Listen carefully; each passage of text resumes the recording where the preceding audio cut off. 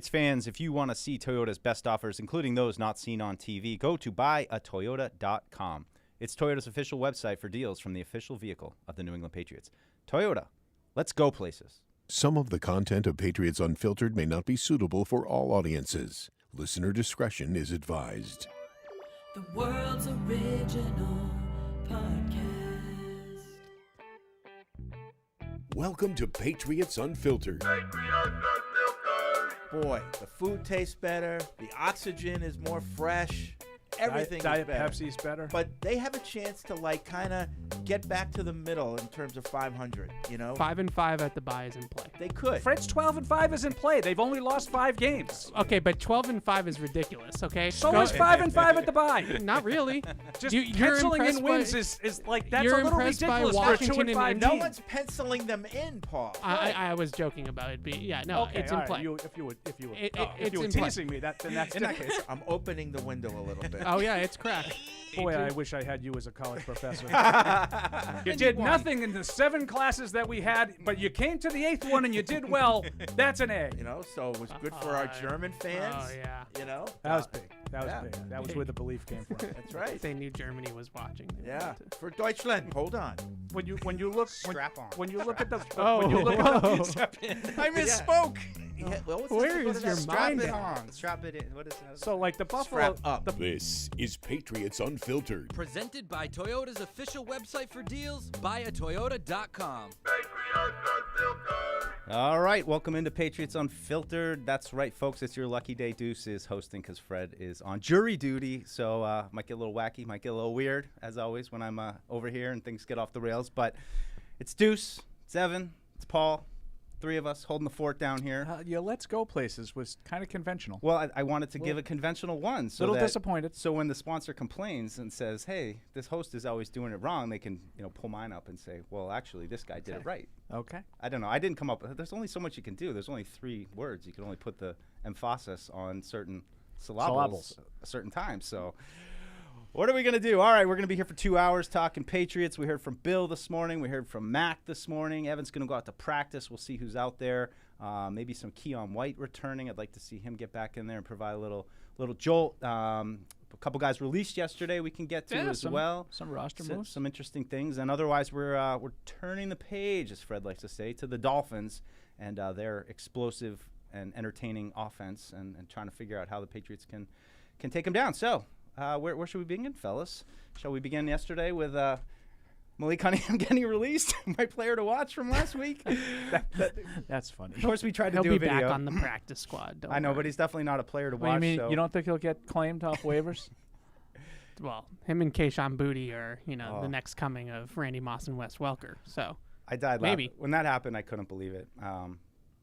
That it's just, I mean, it's them. Like, we never pumped up Malik Cunningham on the show, right? Like, we never took the cheese or talked about 3-year deals and it meaning anything or anything like that. No, I told you the opposite on the 3-year deal. It's standard. Yeah. Um, I'm glad you did, because I think that's But- something that's out there that people aren't really I aware do of. think it's.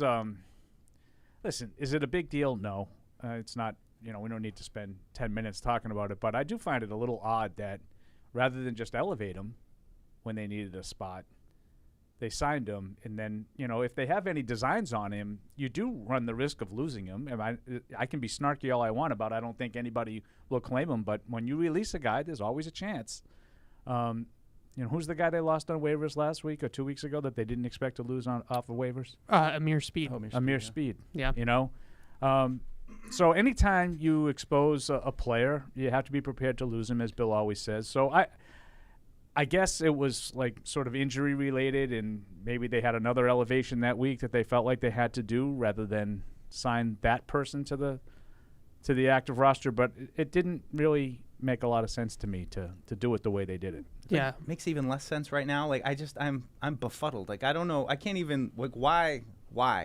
It's weird, especially like, are you really going to judge him off of 6 snaps in one game? And he looked overwhelmed in the 6 snaps that he played, especially the 2 at quarterback. But it was 2 snaps in his first 2 snaps ever in an NFL game. So you're really going to hold that against him and say, no, never mind. We thought we might have had something here, but he's not ready. I guess maybe. I don't know. I think the one thing that that really stood out, though, is Juju Smith-Schuster's concussion, along with his lack of performance, I would say, on the field as well. And then looking at Tyquan Thornton and his lacking role gets us to Jalen Reagor, who is now out of practice squad elevations. He's hit the 3 maximum limit, and they now opened a roster spot on the 53-man roster by releasing a guy that they view mostly as a wide receiver. So just connecting the dots, I asked Bill this morning about Jalen Reagor. He wouldn't take the cheese on telling me about their roster moves ahead of time. Shocker. But he did, have some nice things to say about Reagor. And I think that there's a real possibility that they look at it and say Reagor is ready to play receiver for us right now and contribute for us right now. And that's what we need. So they got rid of Trey Flowers, too, which was another kind of interesting one. I would like to go back to Reagor. Maybe we can just stick on him for a second, because I tried to bring him up yesterday when we were talking about the push to get more speed on the field. And we know how disappointing he's been. He was a first-round pick. He's always been fast. And, it's hard to trumpet him when he had one catch. Evan, you pointed out he had a nice block on one of the end arounds. Is that what you said? Yeah, jet sweep the pop. So, I guess he is contributing, but I don't know. Do you guys see any reason for optimism that he can continue to grow and maybe be a part of this offense, or maybe continue to take snaps away from Parker? I would rather see it that way, just because I do think that the speed is valuable, at least mentally, on the defense in some way. Do I think there's a chance that we're looking this 2 years from now, like, wow, sometimes it just takes guys a few stops before it clicks? No, I don't anticipate that. But I the way Evan put it, like, you got very little out of Juju Smith-Schuster before he got hurt. Devontae Parker was cut in half, basically, his snaps last game. I don't have any problem if those snaps go to Reagor on a more consistent level. Thornton obviously didn't get a ton of snaps. He only had 3 in the game the other day. I kind of like the idea. Evan's been talking about that since training camp, just the idea of getting your fastest guys on the field, and that was before Reagor was even here.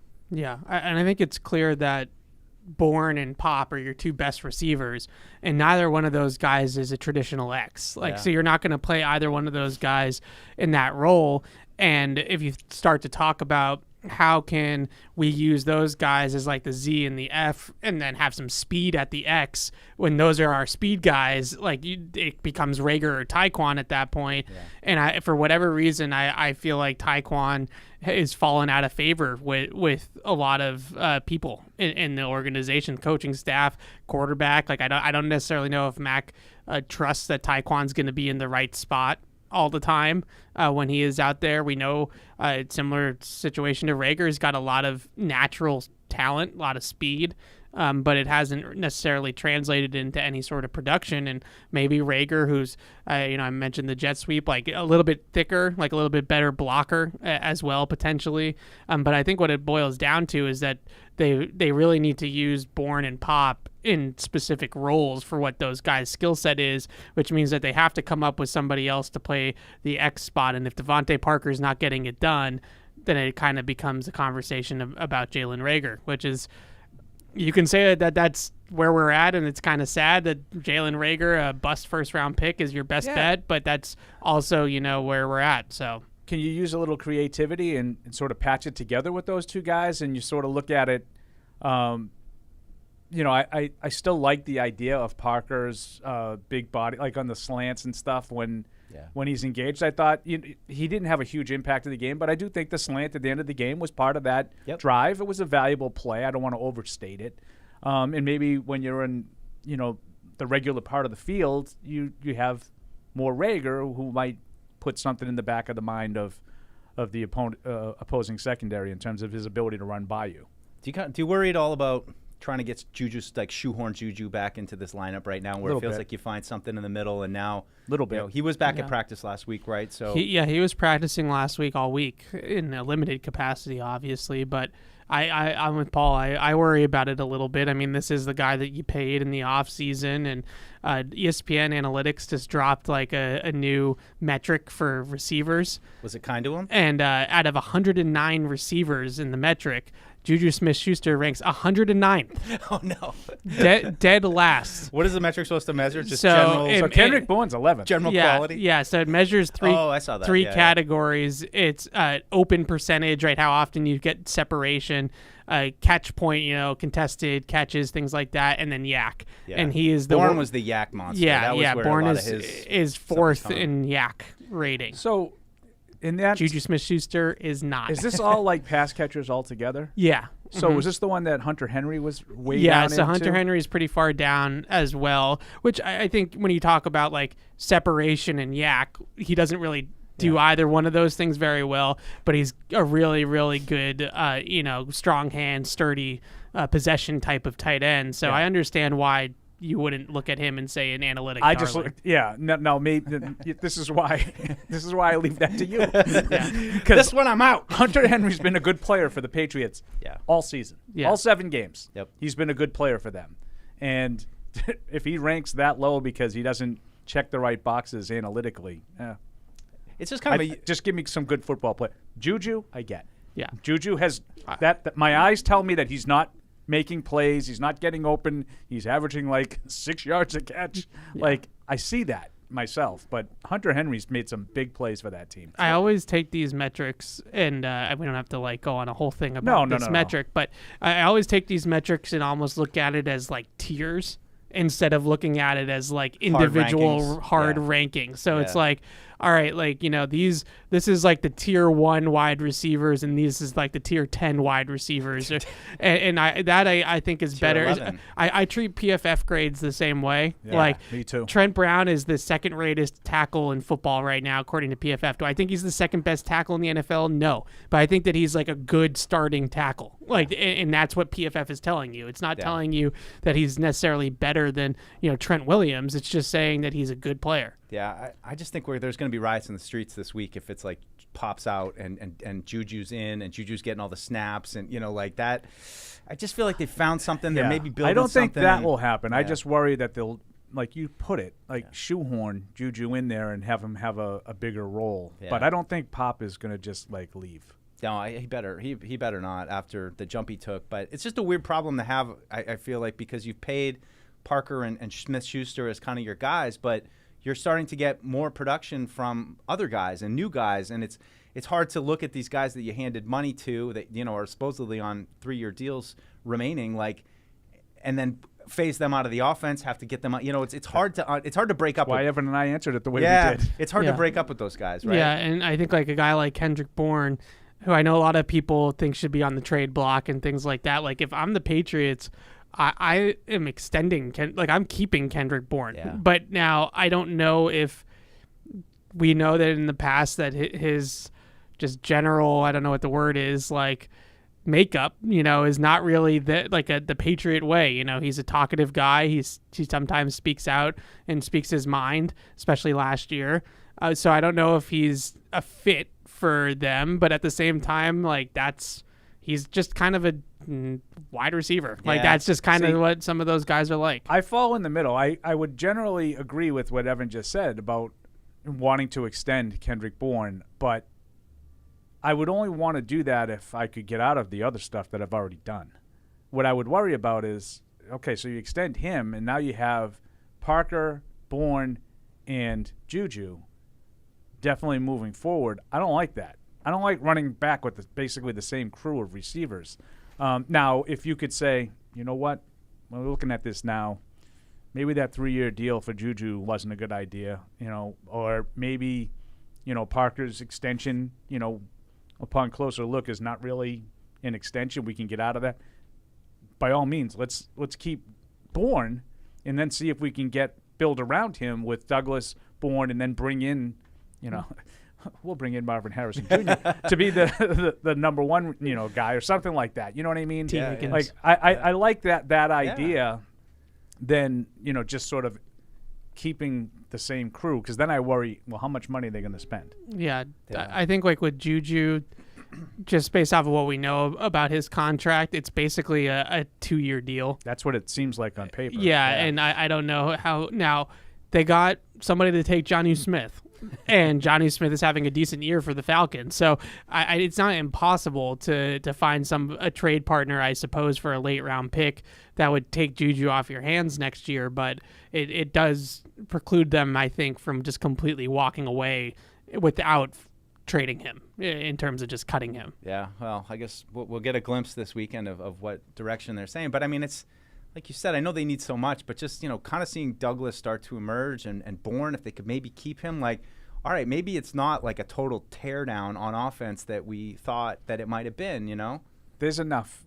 There's enough there to have you had a representative offense on Sunday. There's enough to do that. Like, I know that it's just so easy to say they don't have any line, they don't have any receivers, they have no playmakers. Yeah, I mean, I get it. They don't have an explosive group of playmakers on offense. But they should be better than they were for the most part earlier in the season. And I'm not telling you they have to be like they were on Sunday every week in terms of like 30 points. But can you move the ball like that every week? Yeah, I think you can. Yeah. Quick also on the Trey Flowers thing. So he was coming up on, the deadline for when they had to activate him. Kind of Bill gave an interesting non-answer today about Trey Flowers. Yeah. It just I think Sophie Weller asked him about him and the status. What do you think's going on there with Flowers? Any I don't know the rule. Like, I'm going to plead ignorance. So he had 21 days. They activated him on October 4th, which means that today would be the deadline. If they didn't put him on the 53-man roster today, he would have been out for the season. On permanent IR. I did know that part. That part of the rule. I didn't know the whole they had to release to do. Right. Do you cut him and reset the clock somehow or something? Or does that allow you to put him on the practice squad? So I don't know. It depends on, and we'll find out later. If they cut him with an injury settlement, then they couldn't just automatically re-sign him. It's a Connor McDermott situation. Right. Got to wait a certain amount of time. Yeah, until he's what the team would deem It's healthy. based on how many weeks you think a guy's going to be out. He has to get paid. Yeah. X that amount. But you guys are probably a little relieved. I mean, I wasn't as oh, God, they're going to put Trey Flowers in there. But I know you guys just didn't want really any parts of that because of wanting to turn the page to younger guys and, giving somebody maybe like Keon White more of a chance than putting Flowers in, right? Yeah. I mean, I wouldn't sit here and, storm the castle if they decided to activate Trey Flowers. Oh, well, there it is. There's the difference in the season. No, I like Trey Flowers. But I do like the idea of, seeing guys like White and Mapu and, those kinds of guys getting, Anthony Jennings. Find out if he can, see if this is just a blip in the, a spike in his production or if this is who he is. Yeah. Rather than same old. I thought DeMarcus Covington had some real nice things to say about Anthony Jennings. He's usually a little close to the vest, but Taylor asked him, DeMarcus yesterday just about Jennings saying, he's always ready. We know he's going to be prepared no matter what he's going to play or isn't. He's such an interesting player to me because he was a big board guy for me. I just saw him. He's this is a Patriots outside linebacker. This is what they look like. He's not, built by Bama. Not a devastating pass rusher or anything, but was solid. I think the first year in 2020, because of injuries, they kind of played him inside a little bit more. You never really saw the potential there that he might have on the edge. He missed all of 2 years ago and was kind of a bit player last year. So he's finally getting a chance to make some plays, and it's and he wasn't even active the first couple of games. It's at least the first one. I think it might have been the first two. Yeah, I mean and we remember in camp he was pretty solid like this. I mean, I just remember him giving tackles too. A hard time on the first edge. preseason game. He definitely flashed. Yeah. He's had a tough go of it with injuries. In college, he was I don't know if he was. I want to say he was a 5-star guy coming out and was one of those big Bama recruits and had a huge one of his underclassmen seasons. I don't know if his freshman or sophomore season had a really big season at Bama and then blew out his knee devastatingly, a horrible injury in college. And since then, he's never really gotten back the twitch in the pass rush. He's never really gotten that sack artist type of movement back. And, that I think really hurt him in some people's eyes. But in terms of setting the edge and being sturdy out there and pushing the pocket in the pass rush and being involved in some of their schemed rushes and things like that, he's done a nice job. I mean, he's not been a game changer, but he's done his job kind of like a Jelani Tavai, too, guys that just kind of get it done. Is it going to change the complexion of your season when they were out there? No, but they definitely have something for them. Yeah, one other guy that Covington talked about, I thought it was kind of interesting, was Barmore. Not as glowing or as long as he kind of went on about Jennings, but I just thought it was interesting.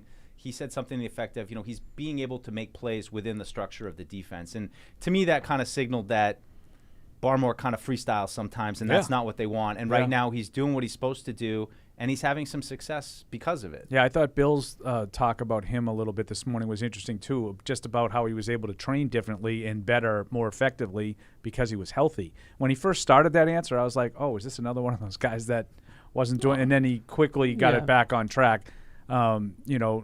He was able to train because he was healthy. And I think he felt like he had a better offseason this year than he did previously. Yeah, I love talking to Barmore in the locker room about pass rush and things like that, and he's a great quote. And I've talked to him in the past about learning how to play within the system, and I think that was a challenge for him. Absolutely was. In this defense, the gap discipline is the number one thing. Like, if you get out of your gap, they're going to get on you for that. And he had to figure out, how can I make an impact while also doing what they want me to do? And that, I think, was a challenge for him at times, but I think he's really figured out when to pick his spots. And in this past game against the Bills, they basically challenged him and said, hey, like, we need some push up the middle this game, like against Josh Allen, because the edge guys are going to have to keep him in the pocket, and we're going to have to be able to, get to him up the middle. And, he had a great game. So I think he's starting to figure out how to use that best rush and when to use it, and when to hold his gap. And he's definitely been better against the run this year as well. That's one of the interesting things I picked up from, I always try to listen to Covington. I think, he's great.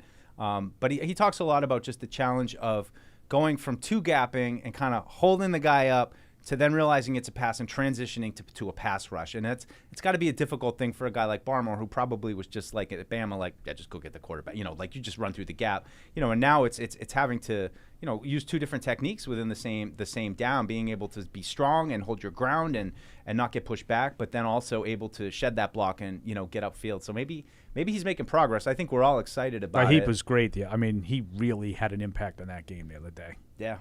And they need him to, and continuing this week into Miami. Like I said, we heard from Bill. Anything else from Bill that was of note or particularly interesting? Certainly, he talked about all these guys we're talking about: Jennings, Rager. I mean, the hot pats that are. Yeah, I mean, for the most part, I thought he had regular Bill answers. I did think a couple of things were interesting. One, when he was sort of asked about Trent Brown, and the question was posed, is this the best football you've seen Trent Brown play? And Bill wasn't having it, and it wasn't because he wasn't wanting to give Trent Brown any credit. It was like, don't make it out to be that this has been anything like all of a special. This is what we've gotten a lot of good football from him.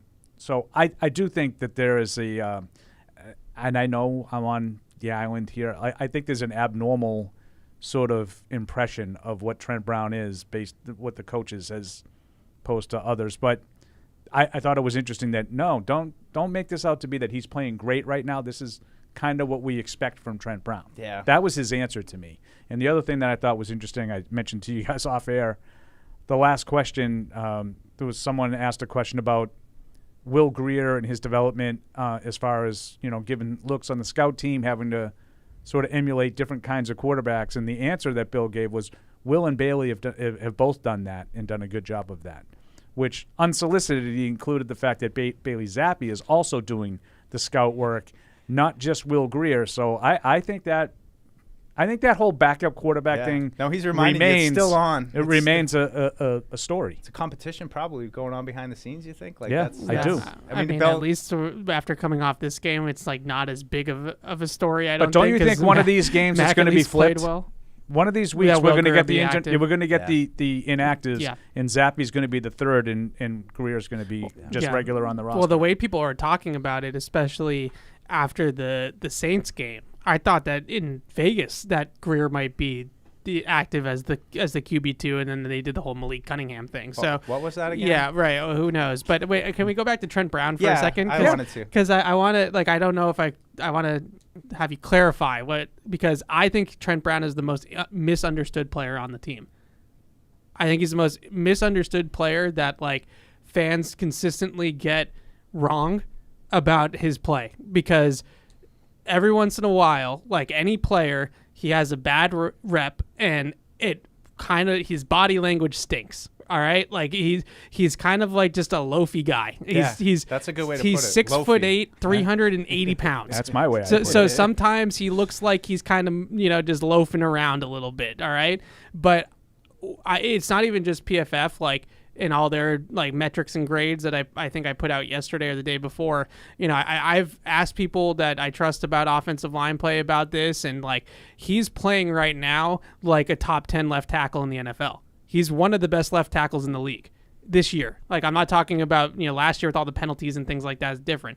This year, he's one of the best left tackles in the NFL. And I feel like he gets so much flack for the fact that the way that he carries himself. Yeah. And it's just like you're not watching. Let me jump in first for you, Paul. I don't really have anything to say. Well, I think people know how I feel about what I was going to say is I think like I'm in the middle. I hate being in the middle, but I think like he's a high maintenance player. And it's like, what did you have to do to get him to this point this year to play at this level? You had to tweak his contract a little bit. Exactly. You needed to like take do the those cheese things. Is all I would say. So don't take the cheese. Yeah, and I don't know if you guys can think of players, offhand that are yes, they're very, very good, but it's a chore to get them to that point consistently, and it's hard to, especially when contract comes up now. Like that's what I wanted to get to. Let's talk about the offseason is, he's playing like the best left tackle. What do you have to do to get that out of him for not just like next year, but maybe, I don't know, 2 or 3 years? Like you know what I mean? What do you got to give him now? To me, that's like, and I don't disagree with either of you, but I think to me that's like a separate conversation from what I'm trying to get across, right? No, like, I totally get what you're trying to get across. Paying he's playing well now, you're trying to say.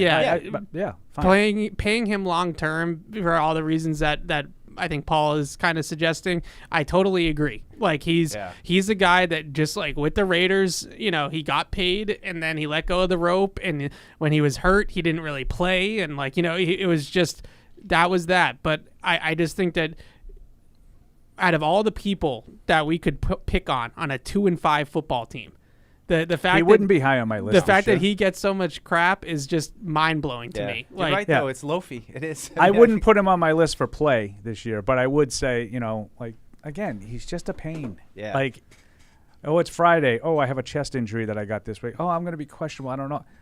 Trent, we really need you. Oh, yeah, okay, I'll make it. Oh, ankle, like it's really bothering me, or knee, whatever it was, and then you got to put the other guy in who clearly is struggling like crazy.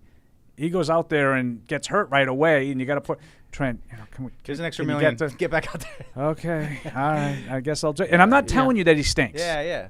I think that's part of the frustration that comes with me. I don't think he's one of the best tackles in the league. Now, he might be playing like that now. I leave that to no disrespect. You experts. I do. I don't evaluate every lineman, but I just don't like the idea of relying on Trent Brown. That's totally because I think fair. he always will let you down. Yeah. Even like he goes to the Raiders. I think that's the only time he ever made a Pro Bowl. Yeah. And then look what he did to them. Like he just completely mailed it in the next year. Like just when you think you got him. Yeah, I agree. Yeah. Well, he'll let you down. Such an interesting thing this offseason because you've heard Trent say in the past, like he loves it here.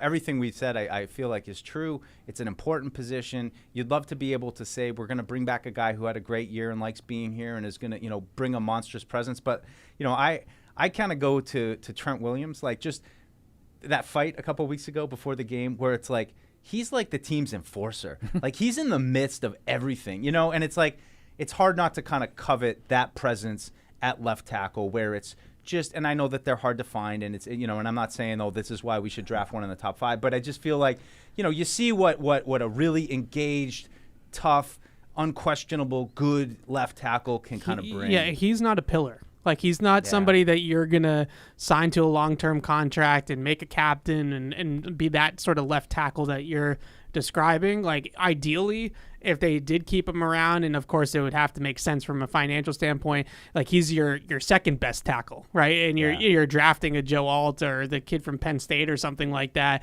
and now he's maybe flipping back to the right side, and he's, kind of, it's not all riding on Trent Brown being Trent Brown. Yeah. Like right now their offensive line is basically riding on the fact that he's going to go out there and give it his all every single week, because if he starts letting go of the rope with all the issues that they have in the other spots, they're screwed. And he gets more, less help, I guess is the better way to put it, than pretty much any tackle in the league. He's one-on-one on the backside every single play, and it's on him to make the blocks, and he's done a really, really good job of it. But he's in a contract year. It's the same as 2018 with him, where he played great for them then. And I think Scar always says about him, like Trent's about Trent. Like if he wants to be great, he can be great. If he doesn't want to be great, it's not going to look good. And that's the bottom line. And how many times has he brought up, well, I get to be a free agent? That was. It seems like that was important to him with that contract renegotiation. And just so you know, I'm not completely heartless, and I use different, criteria for different players. I will defend Mac, right? And I'll say, it's not fair that you say, like, well, he's not Mahomes, he's not Allen, he's not Burrow. Like, those are the best in the league, okay? So I would say the same thing about Trent Brown, okay? Trent Williams is an absolutely elite future Hall of Fame left tackle. So I'm not telling you he's got to be him. Yeah. Do you know what I mean? Right. No, and like tough comparison from me. No, and I'm not saying you were comparing them, but like I get Trent Williams, and there's others, but like Trent Williams is one that is on a very high profile team right now that's as good as anybody in football, and he does it as well, if not better than everybody else in the league. So I'm not saying Trent Brown has to be that.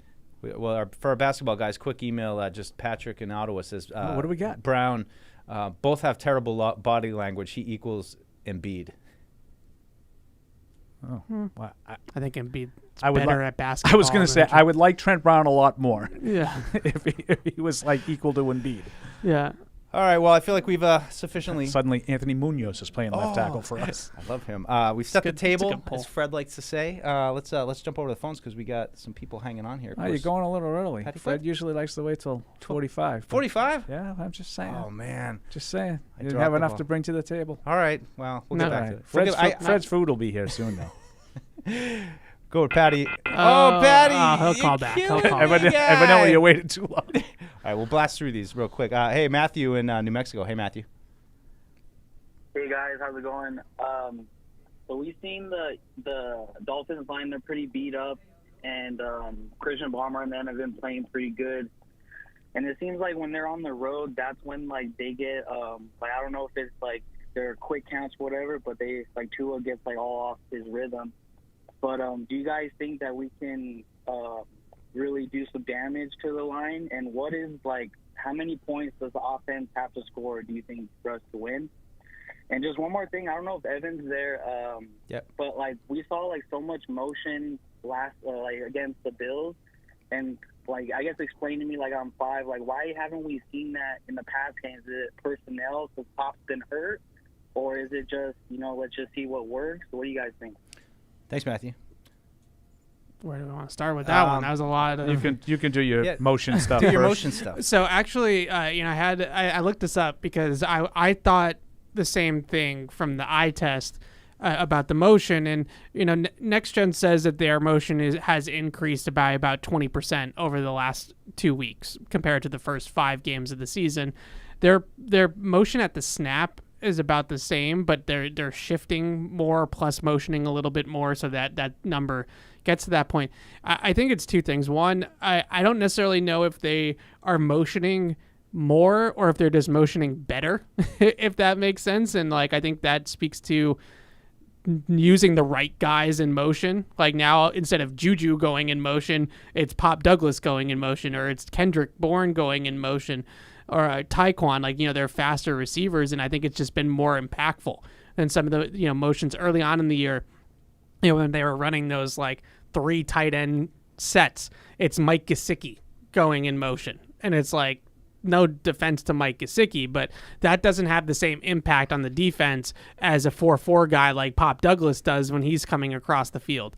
So I think that's a big part of it, is that I don't know if they've necessarily done it at a significantly higher rate, more than they have figured out. They've mastered it a little bit more. They're just better at it than maybe they were a couple weeks ago. I also think, in that game last week, it helps when you can keep doing that kind of stuff because you're not down by 20 points at halftime, right? So like when you're in the game still, all that game plan stuff and all those wrinkles and the Bill O'Brien stuff, you can keep doing it because the game's not running away from you. That isn't like an underrated part of it. Like when you're down in the second half by multiple scores, you can't be snapping the ball with like 1 second on the play clock every play. You got to get some rhythm. So that's if you're going to do all that motion and shit, pre-snap movement, that takes time. And if you're chasing 2 scores, that's when you get the 17-play drive that everybody's upset about. Which would have been fine if you were down 4 and you took 17 plays to score and you go ahead. Do you know what I mean? Yeah. Like some of that stuff I think is also game script. Underrated. I just think that's a context point that continually comes up on this show, and I think you always do a good job, Paul, of reminding us of it. But like, how much of we want to extract from a game, but there was a big lead, and it just totally changes the complexion of the game. What teams can do, what's on the table, what isn't. Like by the same token, I've been thinking about Miami this week. It's just hard to stop them when they get a lead and everything's working and everything's on the table and it kind of snowballs on you. But I think you do a good job of.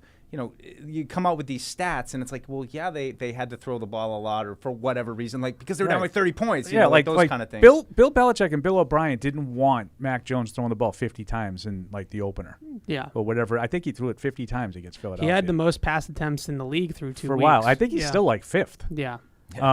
So they don't want to do that, and that's why the games that they won, I think they threw like 29 and 30 passes. That's what they want. Balance. And. Evan will tell you, and I don't have the numbers in front of me, but I'm sure Evan does, like the pressure rate per pass was probably better on Sunday, but probably still kind of high. And I don't have the number in front of me, but it seemed like if they threw the ball 40, 45 times, they probably would have been sacked 4 times.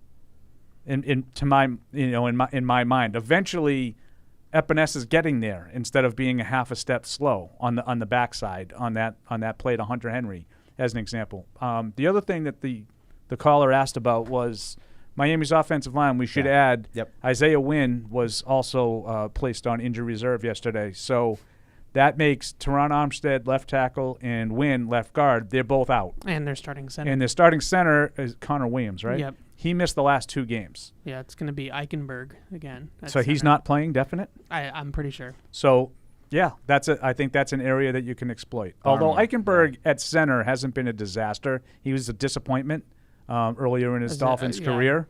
Yeah, they drafted him to play tackle. Right. And he hasn't really been able to do that. But I think what it comes down to at this Miami game, and I'm going to write about this in game plan, is just the Eagles were able to disrupt the timing of the Dolphins offense. And I think a lot of people watch that game and just put it all on the pass rush and say, oh, well, the Eagles have a great front and they just got after Tua. But I think the bigger thing is that they disrupted the receivers on the outside. Tua is a rhythm-based thrower. Like when he's in rhythm, he's as good as anybody. If you can throw off the timing of the entire passing game, it can really affect his efficiency. And I think the biggest thing was, those quick throws underneath the defense, because the Patriots are playing all this soft zone coverage and they were 8 yards off the line of scrimmage on every play, were gaining like 9 yards a pop. Whereas against the Eagles, they were jamming the receivers at the line and they were playing the 2 deep safeties behind it to protect against the deep balls. But they had the corners up on the line of scrimmage, jamming Tyreek Hill and Jalen Waddle and disrupting the timing. And now those short throws become later in the down, and now you rally to the football and you make tackles. And I think that was the biggest difference that I watched of that game, was the Patriots didn't even give their front a chance. No, 3 high, right? They didn't even give them a chance to get after the quarterback in week 2. The Eagles, they got up into everybody's face. They challenged them at the line of scrimmage, and they made Tua hold the ball. And that's how they were able to get after him a little bit. I also thought they did a great job of completely taking the run away. Like that wasn't – there was like one drive in the third quarter where Mostert seemed to get it going a little bit. But for the most part, in the first half, I think he had negative yardage. And Reddick in particular on the edge was really disruptive with his penetration. So I think, back to our guy Anthony Jennings. Yeah. Him and Wise, I think, have been pretty good, edge setting in recent weeks. Their run defense, I think they're number 1 in the league, the Patriots, in yards per carry allowed. I think they lead the league. So I think that was a problem in the first game. It wasn't the problem, but Mostert ended up with like 120 some odd yards and he had the 43 had the 43-yard Yeah. touchdown that kind of put the game away in the fourth quarter. They can't allow that. Yeah, Make him one-dimensional. He was really he wasn't productive against the Bills in that loss either. I guess a question I have, and I don't have an opinion, I haven't really researched it, is just, is Miami able to run when it's not schematic, like when it's not friendly and they're leading and it's a light box, and you know what I mean, like when they have to run and they're up against it. Like are they I that wouldn't kind of like run team? Miami's chances protecting a 4-point lead in the 4-minute offense. Yeah, okay. I don't think that's the way they're built. They would just make it an 11-point lead. No, but I'm saying, like, Yeah. we need 3 first downs. We want to run the ball 3 times and get 3 first downs and Yeah, end this yeah. game with a kneel Right. down. No. That's not their style. No, so they have gained significantly more yards before contact than any other offense in the league in the running game because they play so many light boxes because everybody's terrified of the speed on the outside. So they play all these light boxes, and they do a good job schematically. Mike McDaniel is really, his roots are as a run game coordinator. Yeah. And he does a great job. I mean, their schemes in the run game are as exotic and creative as anybody's. And so he creates, really advantageous blocking situations with motion and angles and things like that.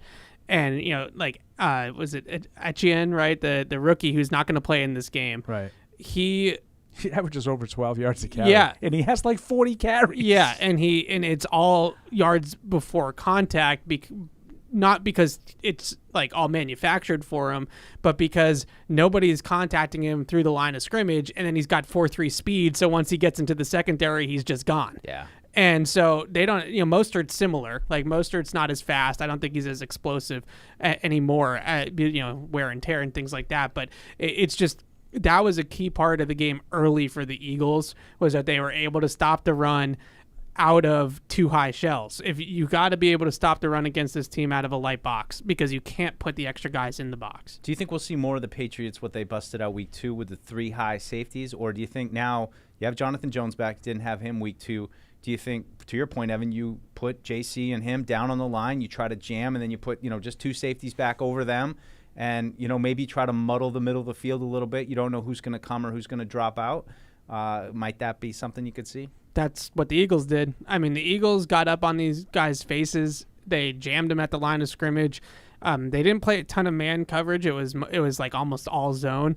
But when they played man, they played a lot of 2-man coverage, which allows the defenders to play inside leverage on the receivers. So that the 2 things that Tua loves to do, obviously throw in rhythm, but he throws more in-breaking routes than just about any quarterback in the league, right? He wants to throw post crossers, slants, like that's his bread and butter. So what the Eagles did was they put their corners inside shade on the receivers and cut off the middle of the field and said, if you're going to beat us, you're going to beat us outside.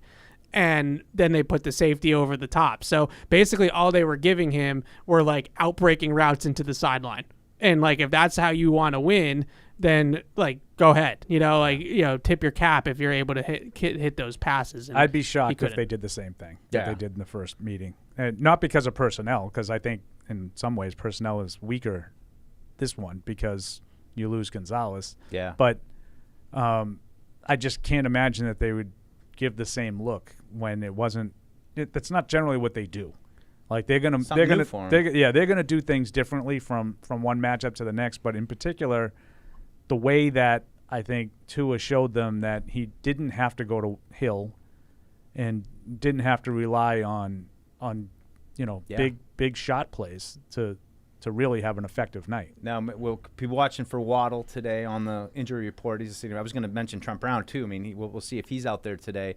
He could be another one that might be dealing with something, so that could complicate it. I mean, that was a big part of that game in week 2 is you had Vidarian Lowe and Calvin Anderson as your starting tackles, and they just were turnstiles. And every time the Patriots tried to drop back pass, they couldn't, because Mac was under siege because of the tackles. So if they can get the same offensive line out there that they had last week, then maybe they'll be a little bit better. Their longest pass completion against Miami in week 2 was 14 yards. It was like their longest play from scrimmage was an 18-yard scramble by Mac Jones. They had 0 plays over 20 yards against Miami in week 2. Like that's not a winning formula. Looked like Lamar out there. Marvelous. Right, let's jump back to the phones here. Todd in North Carolina. Hey, Todd.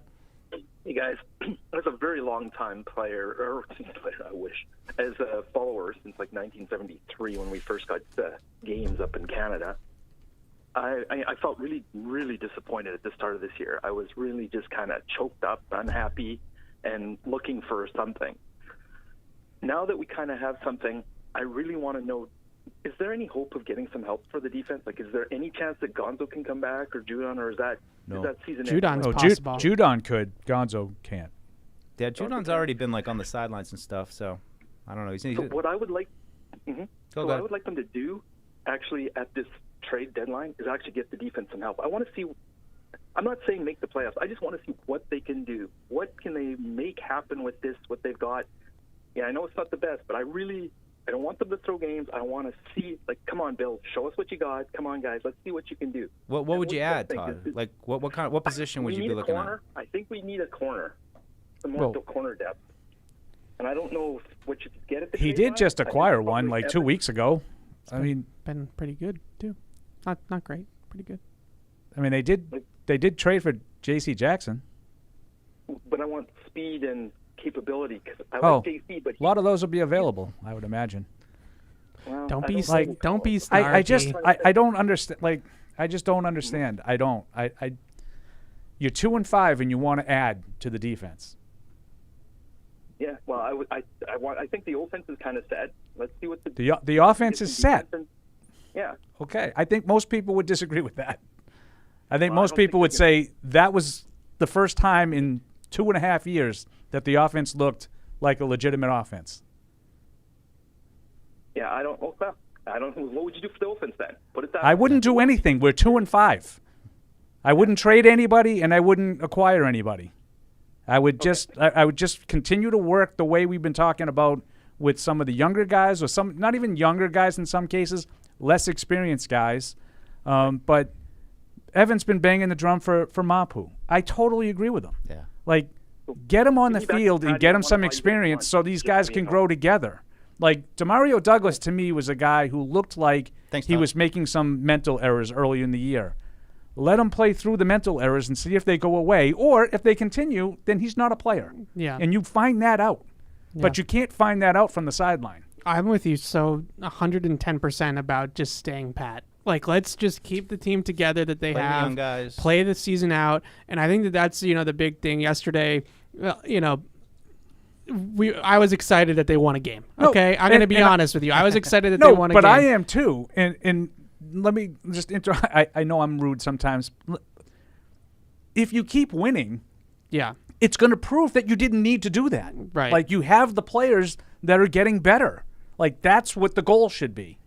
If you fall short, then okay, you can have the offseason where you have your draft and you have a lot of money to spend, and you can fill in some gaps that you feel like you might have.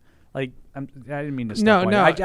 I get a little frustrated with the, we're 1-5, and who are we going to trade? And we're 2-5, and who are we going to get? Like, well, that's my point. With yes, I think we're all excited that the way they looked against the Bills. They won a game that they never win, at least in this era of the Patriots. It was the most enjoyable game that we've had in a long time. Right, and that's great. But I think what you have to recognize, and I'm talking to myself a little bit here too, is that you have to we got to look at the whole body of work. And I don't mean just like at the beginning of the season. I also mean let's just play this out and see where we're at in January.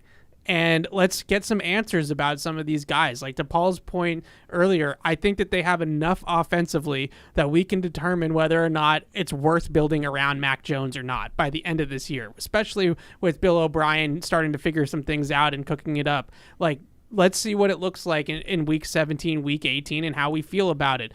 And then look maybe Todd's right. And then make maybe the offense is, right. Maybe that was an example, evidence that they're set. Yeah. Like Evan talked about it's going to be slow, right? Or there's just a few pieces away, maybe instead of looking at a quarterback in the first round, they're looking at a tackle or a receiver or something like that. But I think what you have to do, we ride the wave, and we have to do a show today and yesterday, and the topic yesterday was the coming off a win, and that's positive. But in general, it's going to be until, unfortunately, January until you make these big picture decisions of the direction of the roster and the team, and head coach included. Yeah, and you you really need to win 4 games in a row. Yeah. Like you need to get to 5-5. Yeah. Yeah, you do. Like, and then if you do that, it's in play. Then you can possibly talk about getting in playoff position. Yep. It's Let's just grab Eldred here before we take a quick break. Hey, Eldred. There it is. Hey, fellas, how y'all doing? Great. Good. I sort of agree with that last talk. Well, not the caller, but what Evan and Paul was talking about. But I still say you need a number one receiver. I'm going to always be dead drum, but I got one question. Okay. I know everybody think Amir Speed he's a rookie, and then he didn't do that much or whatever. But with that size and that speed, I know you probably had to make a roster move, but you couldn't put him on the practice squad or whatever because somebody else grabbed him, right? I don't know what. Yeah, they couldn't get him on the practice squad because someone claimed him. Yep. I think the Colts, right? Yep. Oh, Speed, yeah. They didn't clear waivers. He didn't clear waivers. He didn't clear waivers. No, Okay. he got that's claimed. what I'm saying. You got a young guy, got the speed, got the size. Might need some little work, but next year you never know what you might have. Yeah, But Eldred, I don't think you're going to worry about that one. I think the other kid who's on IR, Bolden, that was a similar kind of size and skill set. Bolden? I think he showed the ability to do some covering. Yes. In training camp. Speed didn't He really. back anytime soon? Speed No, never he's really out for the played. season. Speed never really played cornerback in college. He was a cornerback by position, but he was basically a special teamer. He was Matthew Slater in college. Yeah. Okay. Yeah. Bolden, I think there could be something there with him. Yeah, I find it Thanks, I'm Eldred. interested to see what the Colts are using Amir Speed for. Like Special teams.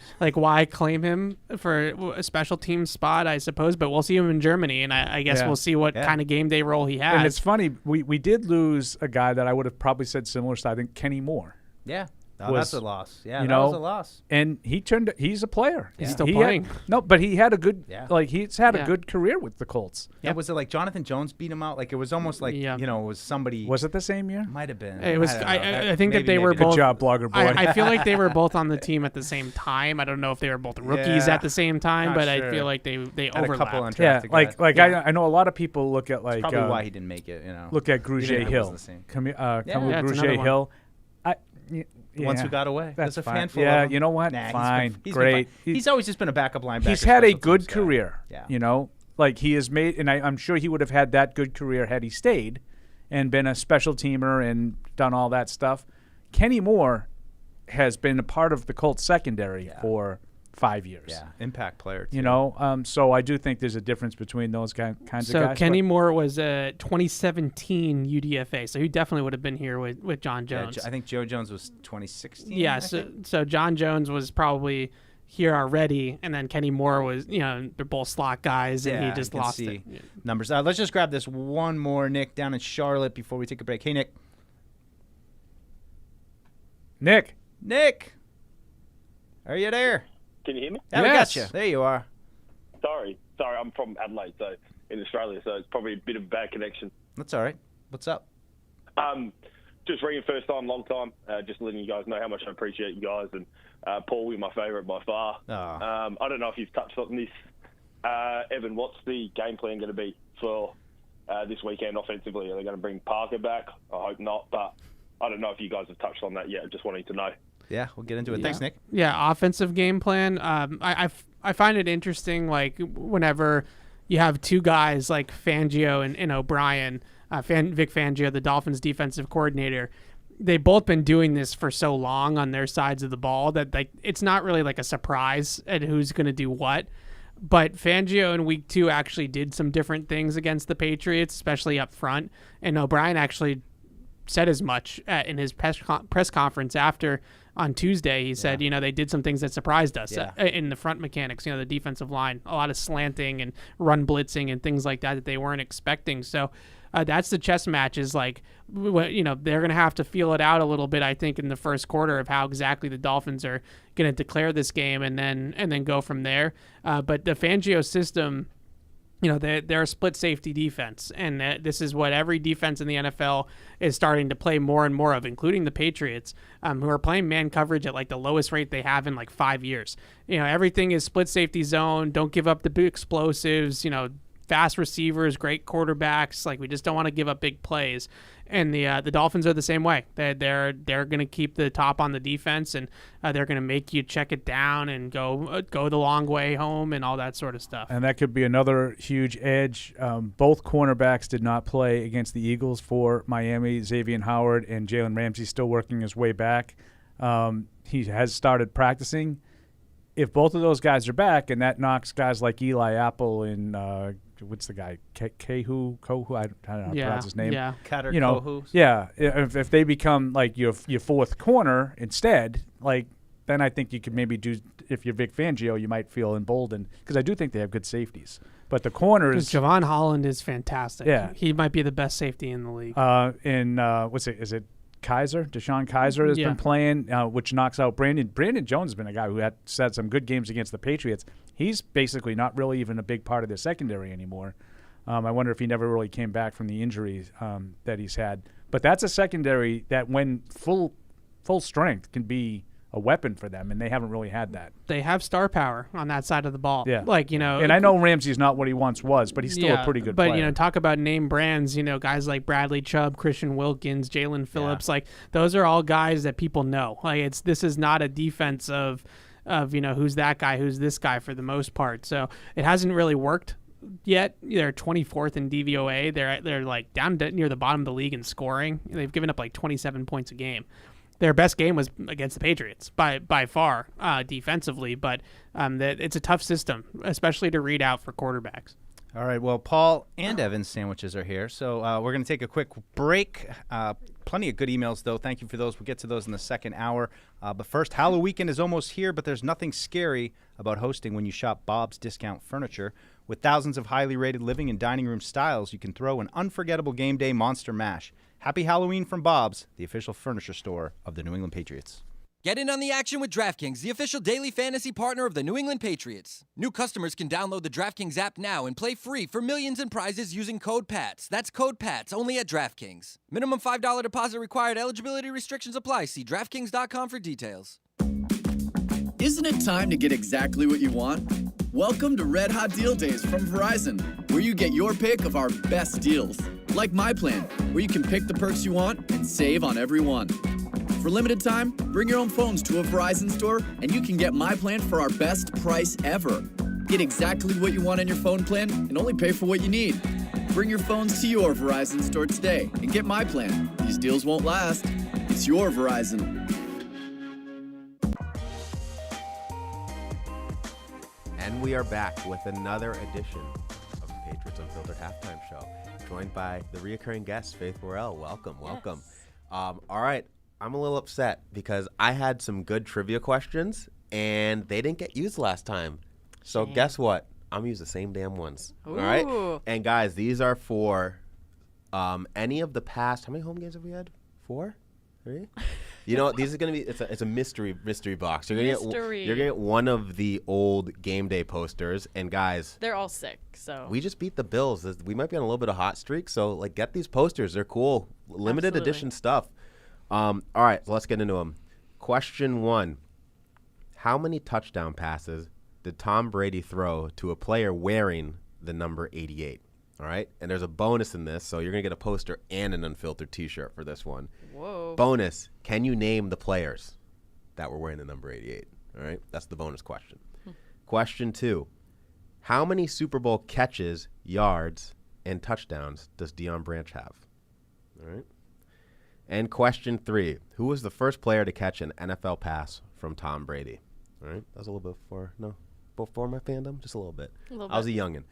All right.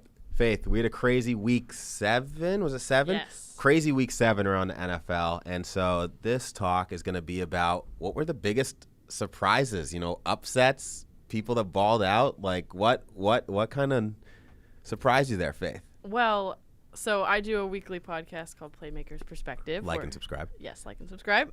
Where I pick a gotta have faith underdog of the week that I think is going to win.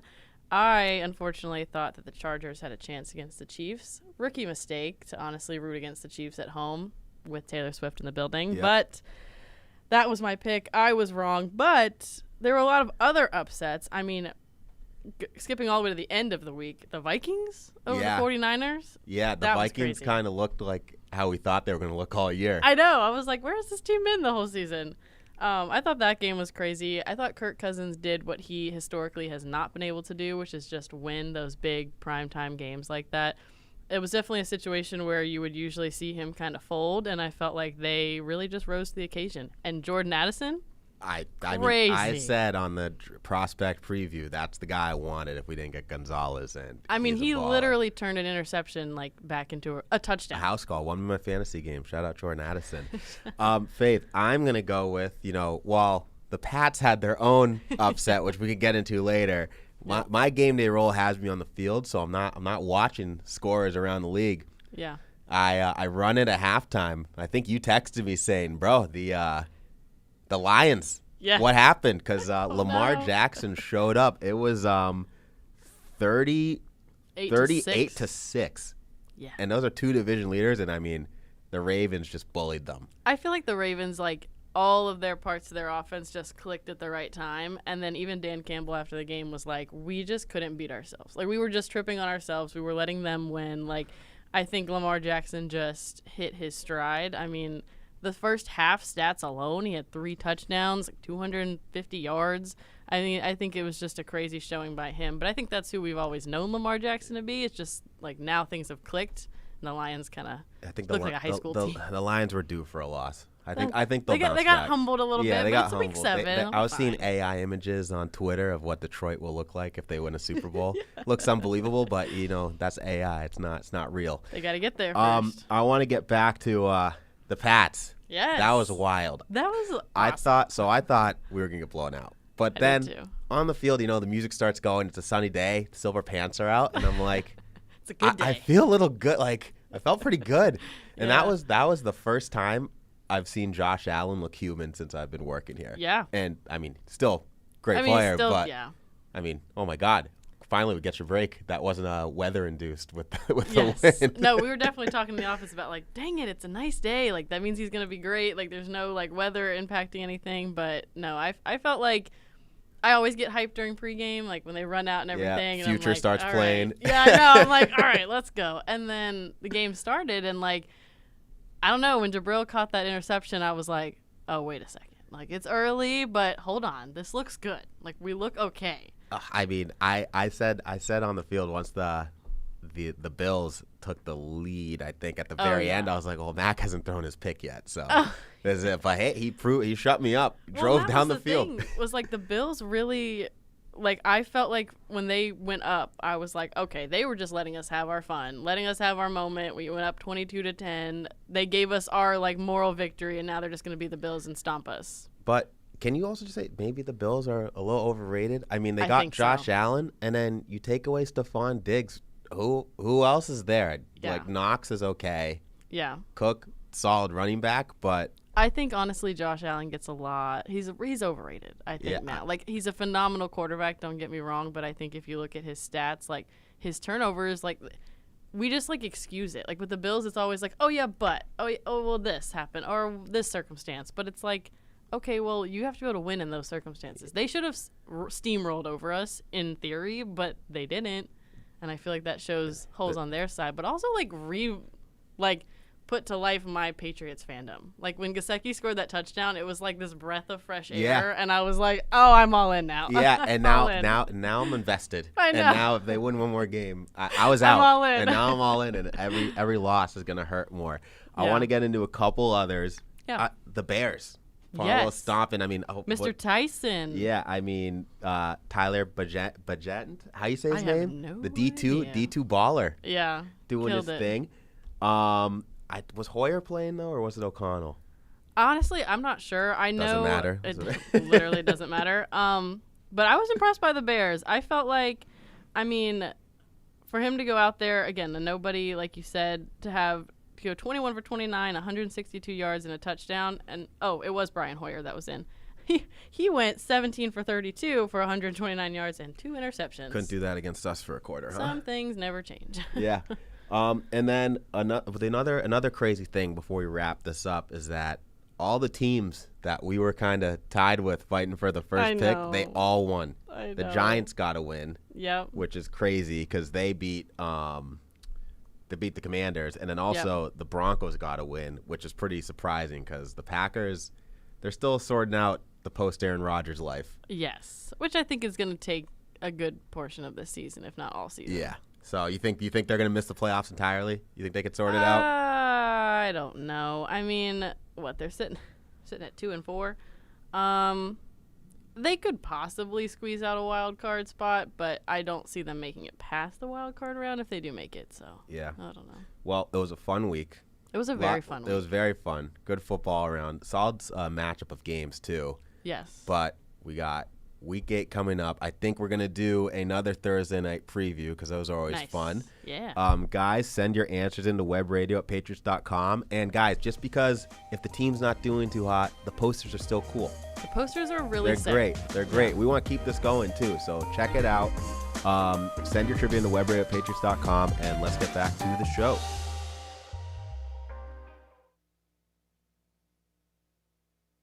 When someone accidentally threw away the school play costumes, oh no! Replacements were shipped with FedEx, and with picture proof of delivery, everyone could focus on the perfect opening night. FedEx, where now meets next. For residential delivery only. And now, great moments in history. It's a totally different food. I'm talking about boneless buffalo wings as opposed to bone-in buffalo wings. Right. But isn't what's in the chicken finger the same as the boneless buffalo wing? Not necessarily. It doesn't taste the same. It does not taste the same. It doesn't. Yeah. You can put anything in the boneless stuff. You can. It's fake. And I'm not even anti because of that. Although he's right. Fred's absolutely right. It's not necessarily the same. The bone, I think, gives it more flavor. Yeah. I think it's a better. You ever have a bone-in steak versus a non-bone-in bone-in steak? Fillet. Right. Absolutely. Yeah. Much more bone flavor. in here. Get that bone in. Boner. That's what she said. Boner. That's another great moment from Bridgestone, official tire of the New England Patriots, is proud to partner with Sullivan Tire, New England's headquarters for quality Bridgestone tires. Visit sullivantire.com to find a location near you. Damn, I was so close. Little Paul. stumble. All right, we're back on PP and the Deuce now. Nice. Evan went out to practice, and we've got some trivia here to share. I love trivia. All right, Matt, you should play that great moment more often. That's a good one. Time is a flat circle on PU. We somehow always end up talking about boneless absolutely. and bone-in buffalo wings We can't hear once you, a year. Mr. Producer Boy. Learn how to put your microphone on. Unmute. He's trying to talk right now, and it's not working. All right, Matt, we'll get you later. Let's get these trivia answers, though. All right, Paul, here's the first one. He's going to come in and just say it. Oh, God, look out. Here he comes. He's got to plug something in first. How many touchdown passes did Tom Brady throw to a player wearing the number 88? Could you name a few of them, perhaps? I just interviewed one of them. Christian Fourier. Fourier? I'll give you some clues. Ready? Children's book. Children's book. What are we doing? The password? Right. Children's book. A little bit of a wild card. Super Bowl winner. Came through when Gronk was out. Oh, come on. Martellus Bennett. There you go. Tall drink of water from Buffalo. Never really caught on. Scott Chandler. Special teams guy had a big touchdown against Miami one year. Tim Dwight. A little later, maybe like 2009 or so. Mostly special teams. Big guy, though. Oh. Yeah, he had a little run there out of nowhere. Right, down the sideline. Why can't I think it? No, he had a few really productive games out of nowhere where he was catching deep balls. Yep. Why can I not think of his name? Do you want to give you his first name? No. But I totally remember. Give me the initials. S.A. S.A. Sam Aiken. Sam Aiken. No? I totally remember it. Totally remember. Forgotten Brady from 2007. Oh, Kyle? Kyle Brady. Kyle. Kate Kyle. Otten. I don't know any clues for Kate Otten. Terry Glenn and Matthew Mulligan. So that's 8 Kate Otten. total. Who was Kate Otten? He played for the Bucks? Yeah. All right. I don't remember him being here. Who was the other two? Terry Glenn and Matthew Mulligan. Terry Glenn I would have gotten. You might want to have a Mulligan. I would not have gotten Matthew Mulligan. Ezekiel in Charleston, South Carolina, and you are the proud winner of not only a PU shirt, but also a one of the game day art pieces from last weekend. So congratulations there. All right, here we go. Number 2. How many Super Bowl catches, yards, and TDs does Dion Branch have? That's a lot. How many Super Bowl catches? Catches, yards, and TDs, tutties. He had a bunch in Super Say Bowl he MVP, had Super Bowl 39. 23 catches. Oh, so close, Paul. 22. 24. 24. That's good. What about yardage? Yardage. No idea. Take a guess. 222. 321. 321? 321. Wow. He was productive. 1 touchdown. And Adam, Louisiana, you are the proud winner of a PU T-shirt as well as an art piece from last week's game. Finally, and we haven't mentioned this name yet. Who was the first player to catch an NFL pass from Mr. Tom Brady? Rod Rutledge. There it is. Stevie in Austin, Texas. 4 yards. You won that one. Congratulations to all the winners. And thank you to Matisse and Faith for the PU halftime show that's really caught on like fire, I've been hearing. I hear good things. I've never heard the show, however. Because we're eating usually at that point. But I keep being threatened that I have to take part in one of these shows, and then no one ever asks me. No, it's usually fly by the seat of your pants, and they just grab Teach you. usually said, I need you, and I said, yeah, just let me know. Yeah, and schedule me. He never lets me know. Send a calendar invite, Matisse. Don't do that. We'll I have set enough it of up. those. A few emails here. They've been coming in all day. We'll try to get to as many as possible here, but let's start with Melvin. Do my best Melvin impression. Sup, y'all? Is that pretty good? Well done. That's pretty good, Melvin. Do you guys not like being the rebound team coming off Miami's past game, or do you feel more confident that we can exploit those same weaknesses and beat them? I'm not sure we can capitalize off the mistakes anyway, so it doesn't matter. I want to be a negative today because it's fun. Smiley face. That's Melvin. I don't know, Paul. This is your thing. You always zig when I think you're gonna zag on the like. What's your ideal team to play? Like coming off a big overachieving win. Yeah, I think that this is not a great spot because I think it's a great spot in the schedule for Miami, being in between two high profile games with the Eagles on a Sunday night and then the Germany game with the Chiefs next week. But the fact that they played a subpar game, I think, is not good. For the underdog, especially at home. Like I think playing Miami at right, home, because now you're looking at it and you're saying, well, if we don't come to play, they just beat Buffalo and we'd be in danger of losing 3 in a row. Can't do that, So you're gonna have their full attention. I think that's conventional wisdom. Yeah, I don't always fall into that. I think Dallas was one earlier in the year that I didn't necessarily think. Because they lost to Arizona was a good thing for the Patriots or a bad thing for the Patriots. Now, I think that was more about the Patriots than Dallas, to be honest with you. I think the Patriots played a really bad game. That's why they got blown out. I just think the start is so important again this week. I know it was my key last week, although the key is still hanging up there from the pregame show, which you guys can't see, but Paul put it up there to taunt us, I feel like, just to let us know that he won it and we did not. But need a good start this weekend. Another one here, and I am going to read this one because Ryan says, hello, Mike and the gang. I put Mike above everyone else because he's my favorite. So there you go, Paul. Some people actually like me, too. Great game to watch on Thanks Sunday. for writing in, Lane. We talk a lot about what Mac did, both good and bad, whether it be his third down pass to Henry to keep the final drive alive or him running into the backs of his O-line. But one thing I think worth mentioning is something Mac didn't do that has become a pattern for him this season. He did not throw a weak pass across the field into the arms of the defense. He wanted to, though. He tried. A couple times. Once. He does say, granted, he did throw a couple knuckleballs, but we've poo-pooed on Mac all season for his irresponsible decision-making under pressure. For better or worse, even if he got sacked for a loss, he didn't throw the ball away for a pick six. That was his best game. So there we go. Without question, it was his best game of the year. My fans, they have great analysis. This is Jared in Vermont. Dolphins have been kicking our rears for way too long. I give Mike McDaniel a lot of credit. He can run an offense better than anybody, but he is a dork, and they are a front-running team. I'd like to see us get a lead on them early and be more physical team, jam our two backs down their chutes, and tee off on their shoddy offensive line. Paul, how do you feel about the running game here? Do they have any chance to get Elliott and Stevenson going to like a level where it's not just picking up what's there, but like pushing the envelope, pushing the issue, getting yards that aren't there? And you could make an argument that, they got off to a decent start running the ball the other day, and then they didn't sustain it. And maybe that's why they had a hard time, being consistent on offense. They got the early touchdown, but then it was all the way to the fourth quarter before they scored a touchdown again. So, yeah, I think that they need to be better running the ball. Both guys. You can't have guys, averaging 3 yards a carry or less. They need to be more consistent, I think. It was like that one good – I think that you look at – I've heard a lot of people talk about the first 8 runs were like 41 yards. But no one says one of them was 14.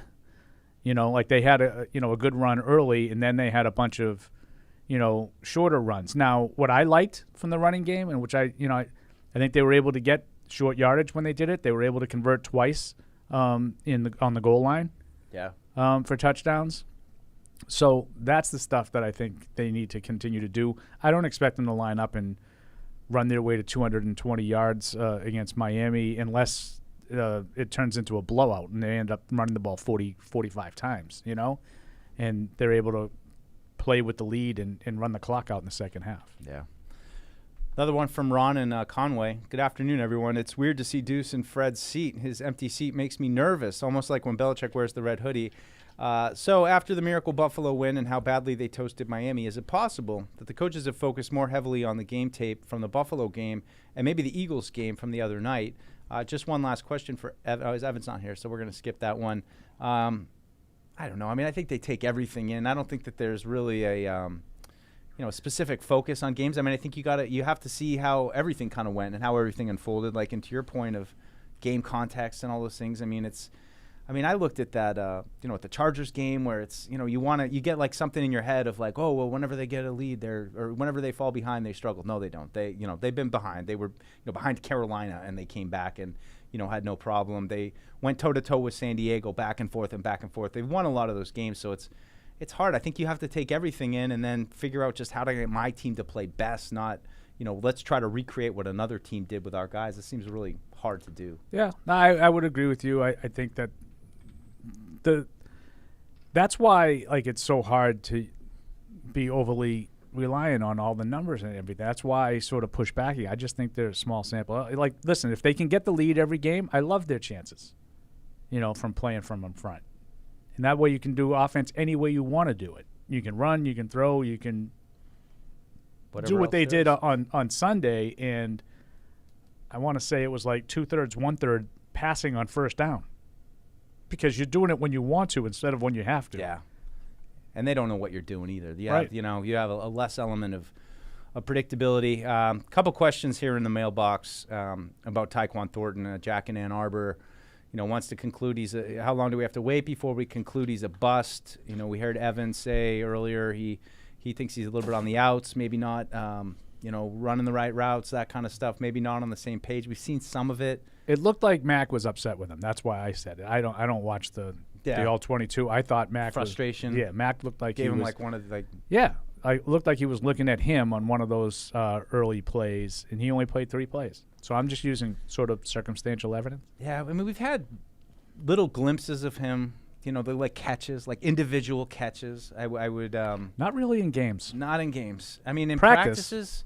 I've seen it a little bit in practice here and there, but. He had that touchdown, I think, last year where he was kind of in the back of the end zone. Yeah, most of the plays that I've seen him make in games have been sort of routine. We haven't seen his, just the speed, though. That's I think it was probably maybe what the biggest indictment is because you look at him and he's not a big guy. He's probably going to struggle when there's contact downfield, and that was certainly the case this summer. That was, every time there's, a jump ball, he's going to go flying, but I've just never had that moment other than warm-up drills where they run across the field. Remember that drill they did where they had the cones and they had to just sprint, to the 50. I haven't seen a single game where it was like, whew, his speed is dangerous. It's not even put him on the field and let him just stretch the field kind of speed. Yeah, and the other thing is when they have sent him deep last year mostly, obviously. I think there was only once this year. I think one of the Raiders play that was out of bounds. They always seem to send him down the sidelines, and I thought that they really got away from the outside the numbers throws the other day against Buffalo, and I think that worked to their advantage. I think they had mostly shorter stuff over the middle, and I don't necessarily think that caters to Tyquan Thornton's style. 4 snaps is crazy, though. I mean, it does scream 3. 3. Like, what do you and especially where, I mean, it would appear, and this is what we talked about Rager, I mean, it would appear that if you're going to play somebody on the outside right now, they're more focused on Jalen Rager than they are, putting Tyquan out there for a handful of snaps and trying to see if he can do anything out there, or at least when we saw Mac take the shot at him a couple weeks ago, not even close. I mean, they're trying, it seems like, a little bit, but as soon as he messes up, it seems like he's... Yeah, and, to answer the big picture question that he said, at what point, he has been banged up. I'd like to see him just sort of enter the season, ready to go and see if there's anything there. Now, if you ask me what I think, I don't have a lot of faith. I don't either. I don't have a lot of faith because I haven't really seen any kind of consistent production, but I do think there's some extenuating circumstances starting both seasons on IR and getting a slow start. And it's hard, I think, when you're not an established player. Like, it's one thing if you have, like Justin Jefferson's on IR to start the year, and then he, checks in week 5 and he's Justin Jefferson. Yeah. He's got an established role. So now he's missing 4 games, and he doesn't really have a role when he's out there. So he's getting 3 snaps. You know what I mean? Yeah.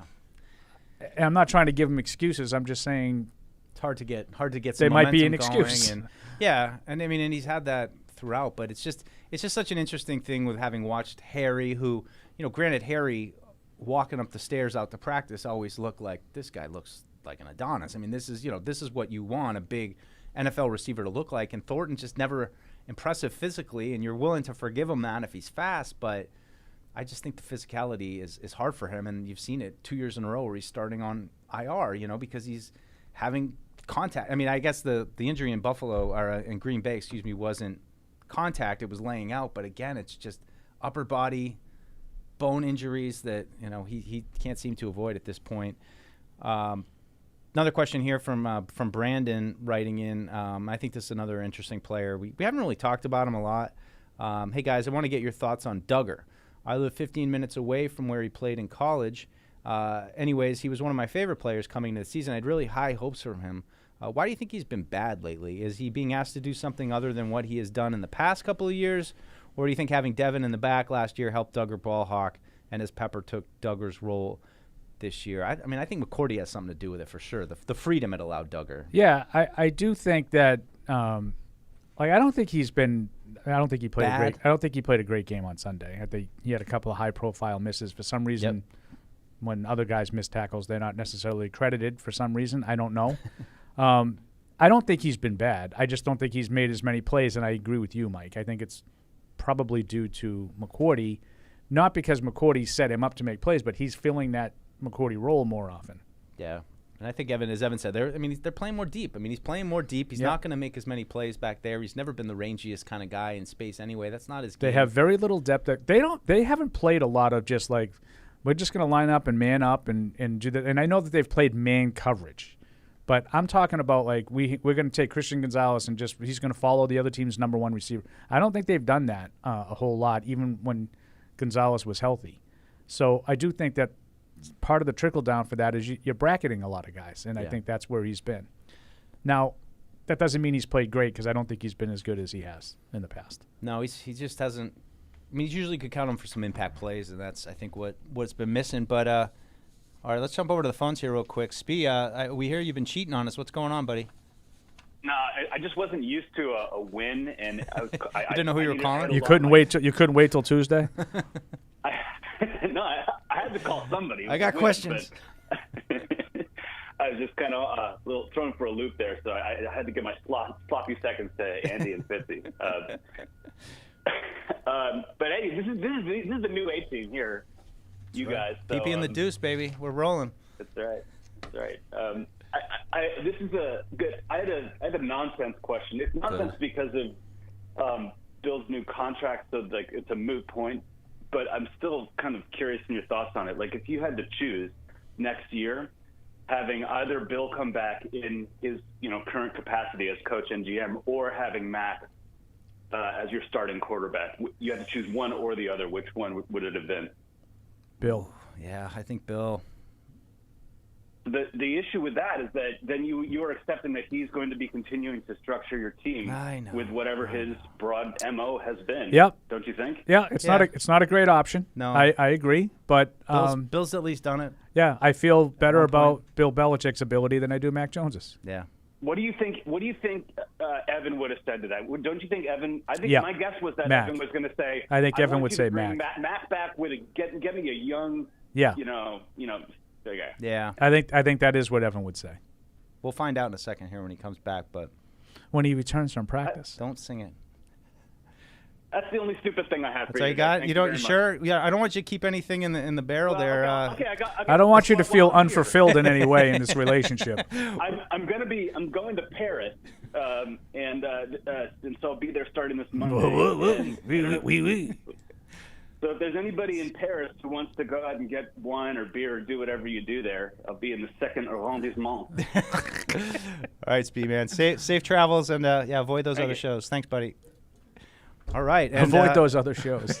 Right on cue, Evan's back. Evan has returned from practice. Evan has returned from practice. Yeah, Evan has returned from practice. What was the mood? Who wasn't there? What did he see? All right, Evan, welcome back from practice. Hello. What's Hello. going on out there on the practice field? So I'm today? really upset that Boss Man isn't here today. Oh no, don't worry. I'll do my best. There's a lot to talk about in regards to the mood. I can just tell by his face. I'm really upset he's not here because this was a unique practice schedule for the media. Okay. In my time covering the team, I can't recall them ever letting us go into practice, leave practice, and then come back to practice. Oh, because they had some secret stuff that they had to do at walkthrough time. They had a secret thing they were doing. And that was planned. Because sometimes they kick us out before they're supposed to, and then they bring us back. No. But this sounds like a plan. This is different. It was planned, and the grousing about the plan was that they were probably walking through with the starting offensive line, and they did not want us reporting on who was where. So that would be my guess, especially based off of what we've seen in the past of the way things go, the structure of things from the most part. But on an attendance basis, Keon White was the only player absent from practice. Arg. So he remains in concussion protocol. So everybody that came banged up in the game, Trent Brown out there, all those guys out there, and Juju still out there, even though he wasn't active in the game on Sunday. And just Keon, but a little bit of different change up. What would you say the mood was? Well, I had to get it. It was pretty hot out there, so that's good though, because they're going to be hot on Sunday. So it's good preparation, and like I said, it was a little odd the way that we were kicked out and then brought back in for maybe like 2 minutes. Like it was, the third period or whatever you want to call it. Like a walkthrough portion? Like they did like the stupid little just warm-ups and then they did a walkthrough probably that you were out for? Right, and they did stretching. No, we did stretching first. Then I'm assuming they did a walkthrough, and then they brought us back for positional drills. Yeah. So when they broke up from the walkthrough is when we got to come back in and watch a little bit longer. That makes sense. Yep. Unless they have Malik Cunningham back. Will he have a locker later today? We'll find out. We'll find out. We'll report. Mysteries. Look, we had a call asking to choose Spee between if you had to just pick one, Bill or Mac for next year. Who would you take? Oh, I know. That's the proper answer. Yeah. I probably lean towards Bill. Oh. Simply because it was a curveball. The resume's there, right? Like, that's what I felt. You have to kind of lean on the fact that Bill has accomplished 50 times more in the NFL at his job than Mac Jones has ever accomplished in his. But that's a tough one, especially if Mac Jones keeps playing like he did on Sunday, and you look at it and you're like, well, it's kind of the architecture of the offense and not necessarily the guy driving the car, and that's your big takeaway. Then you kind of look at Bill the GM as more the problem in that equation. But yeah, I think I got to go with Bill for the resume. Surprising. Yeah, I think Mike and I both sort of assigned you that you would pick Mac. Acknowledging everything because of your Bill animosity. That's true. That's true. Well, speaking of Bill animosity, we've got an email from our friend Deep here, who always brings it with the emails, and he always sparks some good discussion. So, Deep, thank you for your email. Big Kahunas, that's our name, I guess. Since the beginning of the season, with every game where the team is offensive woes, the one through line I've heard from this forum is how it's Belichick's fault.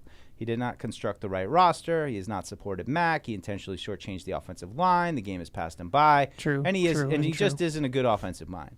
Now, with a somewhat decent offensive showing, as Evan said on Tuesday, Billy O should take a bow at the 50-yard line. It has to be the easiest to play in or coordinate the offense for the New England Patriots in 2023. Heads you win, tails Belichick loses. Want to respectively remind you that what you are doing now what the media did in 2019 to 2020, like driving the best NFL player of all time out of town. Now you can't wait to put one of the top three best coaches of all time out to pasture. Be careful of this wish, as it may just come true. And also, much to Deuce's chagrin, I maintain my notion from last month's email that you graciously read before the Dallas and New Orleans games. Mac Jones is a below-average quarterback and the main cause of the past issues. Time will tell who is right. By the way, it would be a dream to watch all 22 with Evan, as he promised last month. That's from Deep. Based off the emails, it sounds like he hates us. So I'm a little surprised. With the Bill O'Brien thing, I guess maybe I think I'm understanding him correctly, but our issues, or my issues, I shouldn't speak for you guys. My issues with Bill is about his personnel decisions.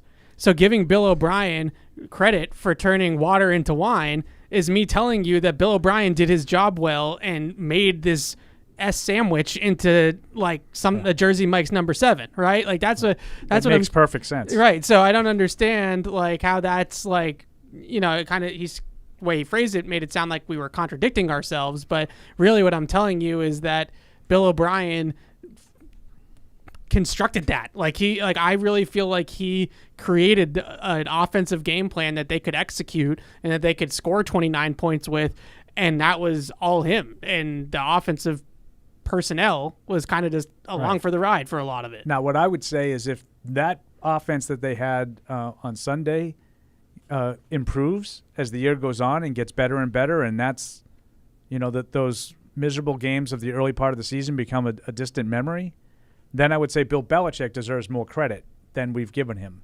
for giving the pieces, better pieces than we gave him credit for. Because, yes, I agree with everything Evan just said.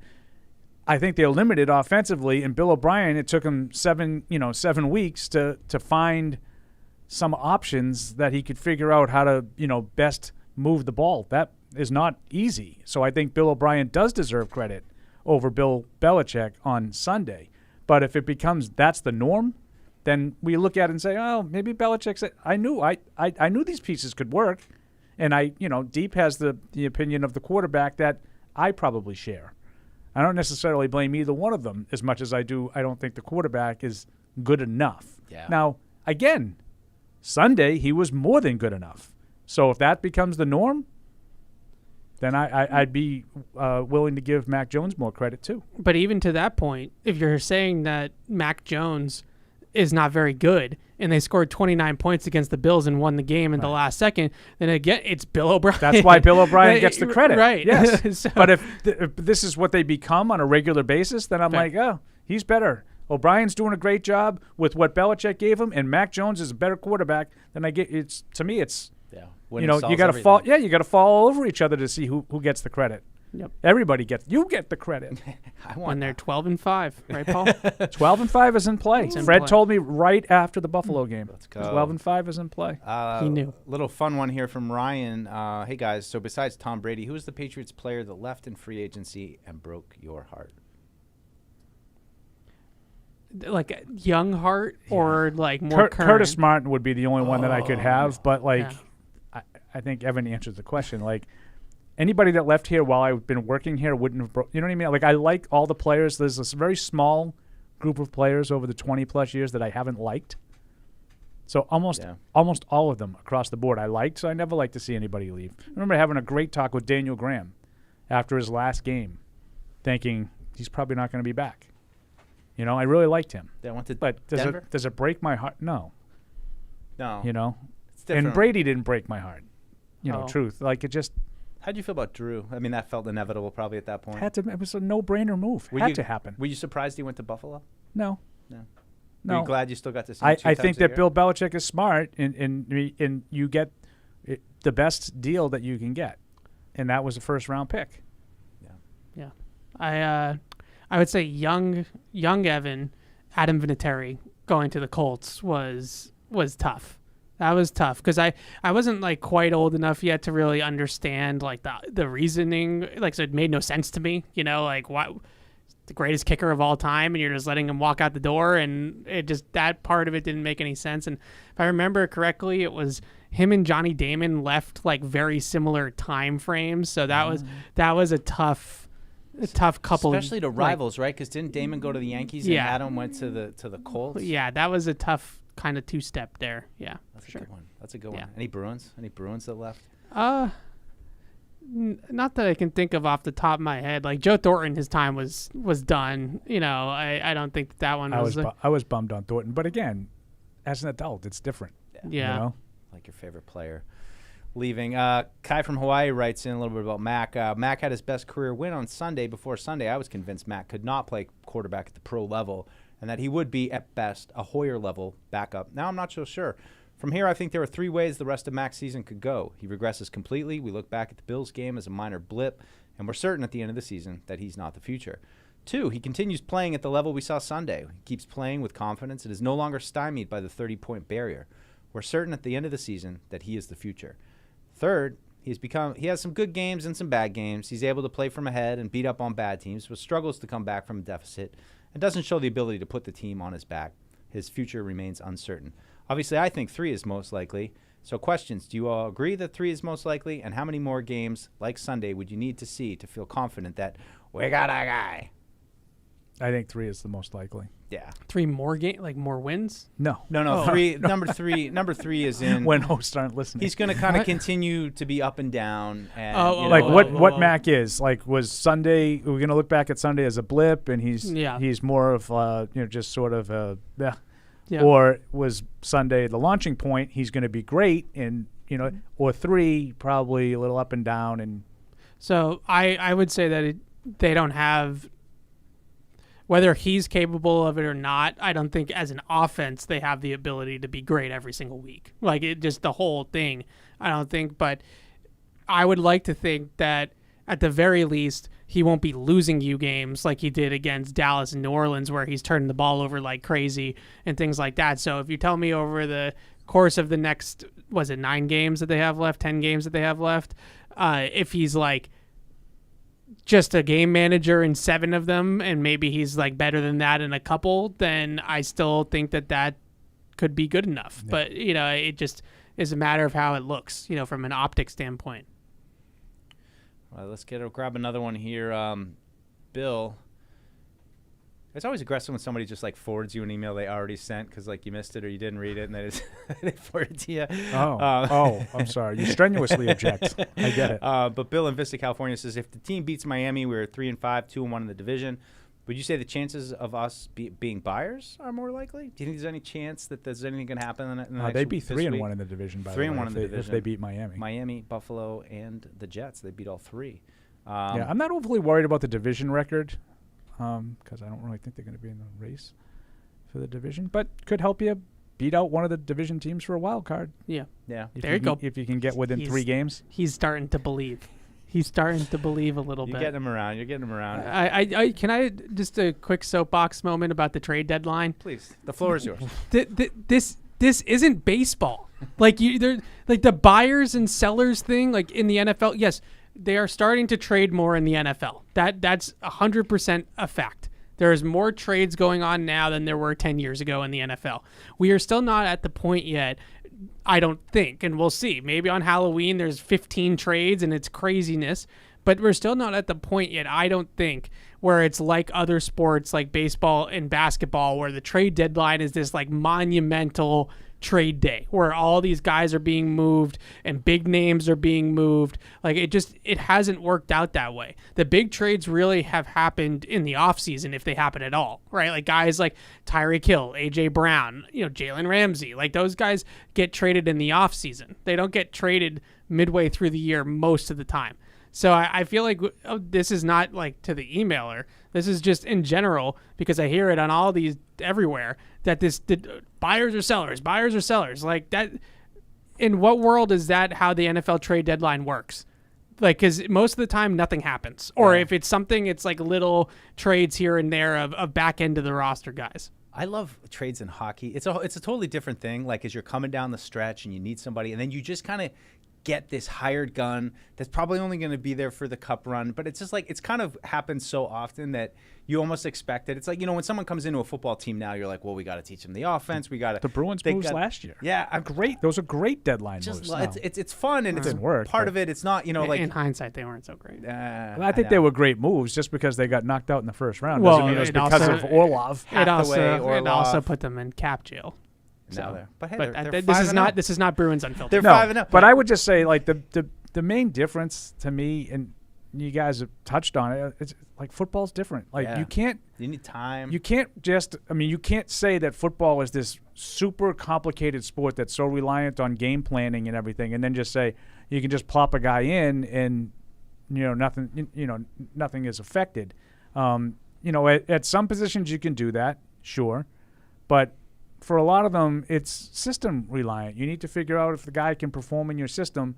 And the other part of it is, like in baseball, you're trading for prospects. And I understand you could say, well, draft picks are prospects, but they're not. Like, they're trading for guys who you've already seen playing at the professional level who have shown a modicum of ability, as opposed to a fifth-round pick. It's not the same. Yeah. So I do think there'll be some trades. I think teams will continue to try to dump salary at the trade deadline, the teams that are out of it. But I agree with Evan. I don't think it's like the other three sports. I think all three of the other sports are different than football in regard to the trade deadline. Yeah, I like J.C. Jackson's a good example of like that one just he's been here, he's succeeded here. It's a case-by-case thing. Right, and it's like you're not learning a new system, you're not like going to a totally new team and all that type of stuff. But that's such a specific case that just doesn't happen in the grand scheme of things all that often, where it's like a player like that's you're really just kind of plugging and playing him in because you know that he knows everything that he needs to know. It's just a unique situation. I got one here from Brandon in Maine, a little game, more like a would you rather game. Nice. I fully acknowledge that I'm not a Mac fan, that he is, I believe, a mediocre at best QB, and it would be in our best interest to move on from him. As a third-year QB, I think the uncertainty around him puts the Patriots in a difficult position, and I began to think about how our situation compares to the situation of other teams in the NFL. From there, I did my own little would-you-rather game in my head, and now I share it with you. I did not consider including the QBs that I think are definitely better than Mac. Allen, Tua, Burrow, Lamar, Mahomes, Herbert, Goff, Hurts, and Stafford. I think there are more, but I think everyone can agree on those 9. So, would you rather have Patriots' current QB situation, third-year Mac on a rookie contract, or any of the below? Oh, boy. This can be a long list. Titans Tannehill. No. Broncos Wilson. No. Not in that contract, no. Browns Watson. No. Not in that contract. Raiders Jimmy G. No. Everybody's favorite. Probably not. Kirk Cousins. Yes. Baker Mayfield. No. Derek. Thinking about it? Maybe. Same. Yeah. Carr. Yes. Yeah. And Geno Smith. No. I would rather Geno. Then he's got a few rookie contract groups. This would probably be a little bit tougher. Pickett. No. Stroud. Same thing. Yeah. Yes. Stroud, yes. Richardson. Yeah. Yes. No. No. Fields. Yes. Yes. Yes. I don't know. That one's tough. I'm going to say yes, though. Lawrence, yes. Howell. No. Yeah. I don't think so. Love. He No. looks good at standing there. I don't like Love. Bryce Young. You don't even Yes. like Love? I don't like Love. I would take Bryce Young. Ritter. No. Here's a good. Now this one. No, not Desmond Ritter. No. Purdy. Yes. Evan. He stinks. I'll answer for him. Well, that's the rundown. Brock Purdy and Mac Jones are Spider-Man meme status. I think It's like, I think virtually every one of those guys, beyond the obvious ones, you Coin could flip. tell me, oh sure, I'll take him over him. Oh, today, I'll take him over. Yeah. Like Pickett. Yeah. I don't know. 2 gloves. I don't know about Baker that. Mayfield. The only two guys on the list besides the obvious ones or Trevor Lawrence, obviously, and I would take Kirk Cousins. But other than that, I feel like that's where I think the rest of it is the same. flip. Certainly with all the older dudes that have been around, like that's what I don't really care to pursue this offseason. Like if it's going to be Mac, just roll with Mac. I don't need to go to Jimmy G. You know what I mean? Like those guys, I just don't feel like it's we know what they are. And even though Mac is, we kind of pretty much, I feel like know what Mac is for the most part. Especially when he's just scratching the surface right now, like there maybe there's something. We have a little bit of optimism on him, or maybe you can, talk yourself into believing that Mac's gonna, all of a sudden really build off of this last win. But I don't know. I just none of those veteran quarterbacks appeal to me in any way. Like if bring back Mac, if he stinks, get another pick, keep pursuing the quarterback position regardless, and figure it out. Figure it out, as they say. Hard words from Mike Dussault. There's one. Here's a theory from Dylan in Nashville. The reason Bill won't sign players to big contracts is because he needs to be the highest paid person in the room. I think he would be the highest paid person in the room, pretty much regardless, unless we're talking about like Mahomes. Yeah, like a quarterback. Tyreek Hill's making $30 million a year, so I guess that'll be when he retires. Those types of guys, but like really the only one that's gonna be way over Bill would be a quarterback. When Matt gets his Daniel Jones deal, that's when Bill says I'm out. That's the. I don't think he mentioned. I don't remember Daniel Jones on that list, but could you see them just getting to the point and saying nope, no? Yeah, I could absolutely see it. This time next year, they've decided we're not giving him that. Daniel Jones. The fifth year thing is different. But. So I've always thought that the best way to go about it, unless he 100% proves that he's one way or the other, that he's not it or it, they have the fifth-year option, and they also have the franchise tag. So technically, it's a lot of... Keep kicking the can down the road? Yeah. I don't think they would use the franchise tag. I think that's too much. It's too much? Yeah, I think. That doesn't mean it's true. I just think it's too much in terms of that 1 year. I agree. Yeah. But at the same time, you're not giving him that $90 million guaranteed. Now you're only giving him $35 million guaranteed. And that number is I don't different. think, and maybe they'll surprise me, I don't think they're comfortable with that unless they know for sure. Yeah. Greg in Florida says, you never answer my emails or discuss them, but I won't give up. Get rid of Mac. All right, there you go. That's it. That's the whole email. We got him. We got our guy. That's why we don't read them. Tell you, some of the emails today have gotten me to be pro Mac, and I am not generally in that camp. Yeah. I feel like I just feel like there's too much. It's like it's too negative on him. The pro Mac people came out of the woodwork after Sunday. Oh, the blah police. And so now the anti Mac people have to they're fighting Empire Strikes Back. The blah police had a good Monday. Dan Orlovsky. Oh my God, what an embarrassment that was. Oh, I didn't see it really. What was he going on? Was he on he's peacocking a little bit about Mac? He shows a highlight of the touchdown pass to Gesicki, and he goes pea shooter. That's the play that you use to say, no, he has a good arm. What? I have nothing but accolades for Mac Jones Sunday. That's the play you're choosing to say, oh, no, you're wrong, Rex. He has a good arm. Look. Yeah, right. Look at how he floats this ball over the safety under the goalpost. Great play, won the game. I'm not criticizing at all. But that's an example of arm strength? Well, there's two throws, too, that, obviously the third down one to Hunter Henry. And then I think which also floated. Okay. I mean, it was Evan, don't misunderstand me. Yeah. It was a perfect throw under tremendously tough circumstances, but it's not an example of, man, he rifled that one in there. I thought that's what Rex Ryan's beef is with him, is that he's a pea shooter. Yeah, I think the one to Douglas, too, up the seam. That was a better throw. That had a little bit more gusto on it. I'm picturing one, and I can't remember what it was, but he threw it to the left. I feel like they were in the red zone, and and it was this close to getting picked off. I'm forgetting what throw it was, but there was one where he threw one. The one that he threw to Douglas, but it was a DPI. So maybe that made it look worse. But that one looked. When Rex talks about arm talent, at least the times that I've listened to him and can stomach it for a minute because he just pissed me off. But when he talks about arm talent, he's mostly talking about throws outside the numbers. I don't think that he feels like Mac can't make the Hunter Henry throw, where he can just drive it 14, 15 yards into the middle of the field.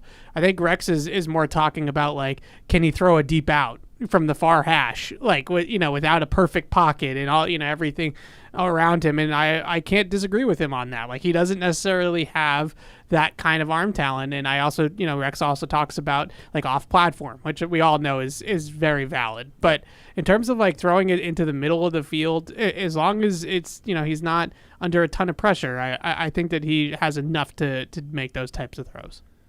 All right, Patty and Agawam, see, you had to jump off. That's all right, Patty. You made me look bad, but that's fine. My question is regarding the game on Sunday, more specifically the Patriots' history in Miami. For the most part, they played dreadful down there. Give me more than one reason to be optimistic. I mean, we talked about it. I mean, it's always tough playing down there, no matter what you had or didn't have, and even some of the best Patriots teams lost down there. It's and that's like, and I just think this team is good at home too, generally, like aside from the history. All that's true. The best thing I would say that the Patriots have going for them is Miami is really beat to hell. They have a lot of injuries to key players. They are. They were on a record-breaking pace offensively for the first 4 or 5 weeks until that Bills game. They had the most yards, I think, in league history through 3 or 4 games. Mm-hmm. And now they have definitely, come back down to earth a little bit. But I do wonder from that Eagles game, as good as the Eagles game plan was, and as well as I think they played defensively, there were some fluky things that happened in that game. Tyreek Hill gets 1 touchdown called back from a holding penalty. He dropped another one. And then was it Cedric Wilson that got mauled on the sideline? And face mask on a 4th down play. Yeah, they didn't call it. There was a lot of different things. They also had a 3rd down stop that was overturned with a ridiculously soft roughing the passer. So there were a lot of 10 penalties to 0. Yeah. It's bizarre. 10 to 0. Like, I don't know if I've ever seen that. No. I reffed a game once, a youth hockey game, and I think it was 4-0, and the coach was apoplectic, and he was walking off after the game like he's so mad at me, and he's just holding up 4-0, 4-0, and I didn't think it sounded that bad. I'm like, what? Like, you guys are tripping, guys. Like, what do you want me to do? Like, I don't know. Anyway. Yeah. I just Tales from Deuce's reffing. I just don't know if 10-0 is a lot. And if you saw the game and you see there's a key 4th down in a 17-17 game or a 24-17 game or something like that, people think they got blown out. They didn't really get blown out of the game. It ended with Philadelphia just sort of imposing its will on Miami. The last drive, they're just running the clock out up 14, and they're running tush pushes, on every 4th down, and they couldn't stop it. The Dolphins media were losing their mind. They banned the tush push. Did you guys see something, I think, today about, I think it might have been Jim Irsay or somebody talking about the ref call. League call and the ref calls, and they mentioned he's it. Get a fine for that. Yeah. Yeah. What is that? That's like a the Colts really got screwed. So they do that every week where they talk about they grade the officiating and they talk about some of the missed calls, and it's I think it's collectively bargained that it's you basically sign an NDA to be on the call. You don't talk about it. I think that's something they do the pool. If we request a pool reporter to go in and talk to the refs, then you have that option, I believe, is how it works. And usually, last year, for example, on Thanksgiving with the Hunter Henry play, usually it's Reese that goes and asks the questions on behalf of everybody. But in general, I do think that there needs to be more transparency about the refereeing, especially late in games if there are questionable calls. And the NBA does the last 2-minute report where they come out with the last 2 minutes of the 4th quarter. They have a report of what we got wrong and what we got right and what we missed, what we didn't miss, that sort of thing. And Mike, the NBA is a league where they play basketball. That's with the hoop and you shoot the ball in the hoop. Okay, go ahead, Evan. They start tonight, by the way. Celtics. Oh yeah, go C's. Oh yeah. Are they going to have a quality team this year? They are going to be pretty darn good. Some in the Celtics media have suggested 70 wins and a 16-1 record in the playoffs. I mean, some people might say they give them that one. They're like, they'll lose one. All I know is that tonight Bradley Amos's Knicks against my Celtics. So this is a big game for us. Yeah, see, the Celtics Amos, top. The Celtics top on Amos today. has something he likes, huh? There's something out there that he likes. Can you believe that? That's what I was saying. It's a big game, and if I have to go to Miami on the plane with Amos for 4 hours and listen to him talk about how the Knicks beat the Celtics, I'm going to be really miserable. Well, this would be the time of the year that the Knicks would beat the Celtics. I wouldn't worry about it. Yeah. All right, I got to get Claire a question in here. Hi, everyone. Hi, Hello, Claire. Nice job hosting, Deuce. Thanks, Claire. Appreciate it. Genuine question, though. As Patriots fans, how would you feel if these 3 tight end sets are the future of the offense under Bill O'Brien? 3 tight end sets? No. No, thank you. No. Claire, you're getting crazy on the tight ends, girl. Just Yeah. like 3 of them. They did that in the Miami game. Remember, they came out with 3 tight ends and they went empty out of 3 tight ends, and I'm just like, They went with the long game to set up the Farrell Brown touchdown against the Jets. Yeah. What did we set up against the Bills for this weekend? And then against the Bills, they actually put their fast guys on the field, and what do you know? They score a season high 29 points. So what I did like about how they used their tight ends against Buffalo, that they ran a lot of 12, and I think some of it was because of Hunter Henry's been banged up. Yeah. So his role kind of was reduced a little bit, but they ran 12 with Farrell Brown and Gesicki in the 12 package, and like Farrell Brown was like your traditional inline tight end, and Gesicki was the detached receiver, and it allowed Farrell Brown should get his opportunities to block a little bit. Like that helps them in general if he gets some pass blocking opportunities, whether it's just chipping and then releasing, or it's actually staying in and like an extra protector. I like when they do that, and it still allows them to have a pass catching tight end in the game with Gesicki. But 3 tight ends, please let's get some guys that can run on the field. Oof. Thank you. We saw friend of the program, Jordan Reed, put out his first mock draft of the year, and he has the Patriots going with Brock Bowers there, Claire. So get some Brock Bowers in your life and start getting excited for that. I'm sure she's dreading the offseason where the Patriots have no tight ends under contract. I'm not. Tyler Never from mind. GA. No, it's a chance to hit the reset. I would Someone be will play opposed. tight end. Yeah, I don't know. Farrell Brown would be available. Tyler from Georgia just said Welker going to Denver was tough for me. I kind of like. I mean, I could see that. I could see that. Not so much the people. sense in being a fan and I'm upset, but just that good. he's a good player. That's a good he's one. going to Peyton. It's that was a good one, especially because it wasn't a ton of money. No, it just didn't. They didn't want him. Yeah, they didn't want him. Greg Glazer just says Celtics will have a great year. Bruins too. There you go, Greg. I read 2 of your emails today. So is that Greg in the building department, or is it different Greg? He usually signs it, Greg, in the building department. No, it isn't. But he is in facilities management, though. So. Okay. The Bruins are just such a weird. Have team you watched them at all? Yeah. The Bruins, They have not played well. No. No. They played pretty well last night Third in period. in the second and third period, Yeah. but they can't score and they don't generate a ton of offense. Their goaltending is excellent. And that's been carrying them, but they haven't been playing a lot of good offensive teams yet. So let's see if there's a lot more odd man rushes and things like that. But Swayman and Olmark have just been lights out. And Montgomery said that before the game yesterday, that they've kind of saved. The only reason why we're 5-0 is because of our goaltending. Is I think what he said. I'm happy to say that I can say Patra now and just comes off the tongue now. Do you think they'll keep him? They better. I think he's got 3 goals already. Yeah, I'd like to. But I mean, it's not just that he scored 3 goals. The goal last night was not just like a Van Riemsdyk, I banked a shot off the backboard off the guy's pad into the net. I mean, he's like speed. Poke check in the defensive zone, splitting 2 defenders and going in alone and score. It was nasty. That was a good goal. There's a lot that goes into those decisions, I imagine, because once you make the choice, he's there, right? And if, you don't want to overwhelm him. And he's 19 years old. I can't. I think he's 18. Is he 19? Is he 19? Yeah, Bedard's 18. Greg. That's right. They were talking about Bedard the Patra's better. The mother and the sister are rotating, staying with him. Yeah. Like that. He's a little boy. He's literally he's a child. 18. He's cutting a steak for him. But they, so we watched Behind the B, right? Because we're diehards, right? So we watched Behind the B. Behind the B, they showed the roster decision at the end of training camp. It was kind of interesting, and basically Don Sweeney was leading the meeting, and he was the Bruins GM, and he was like, you asked the coaching staff, what is your lineup? What's your best lineup?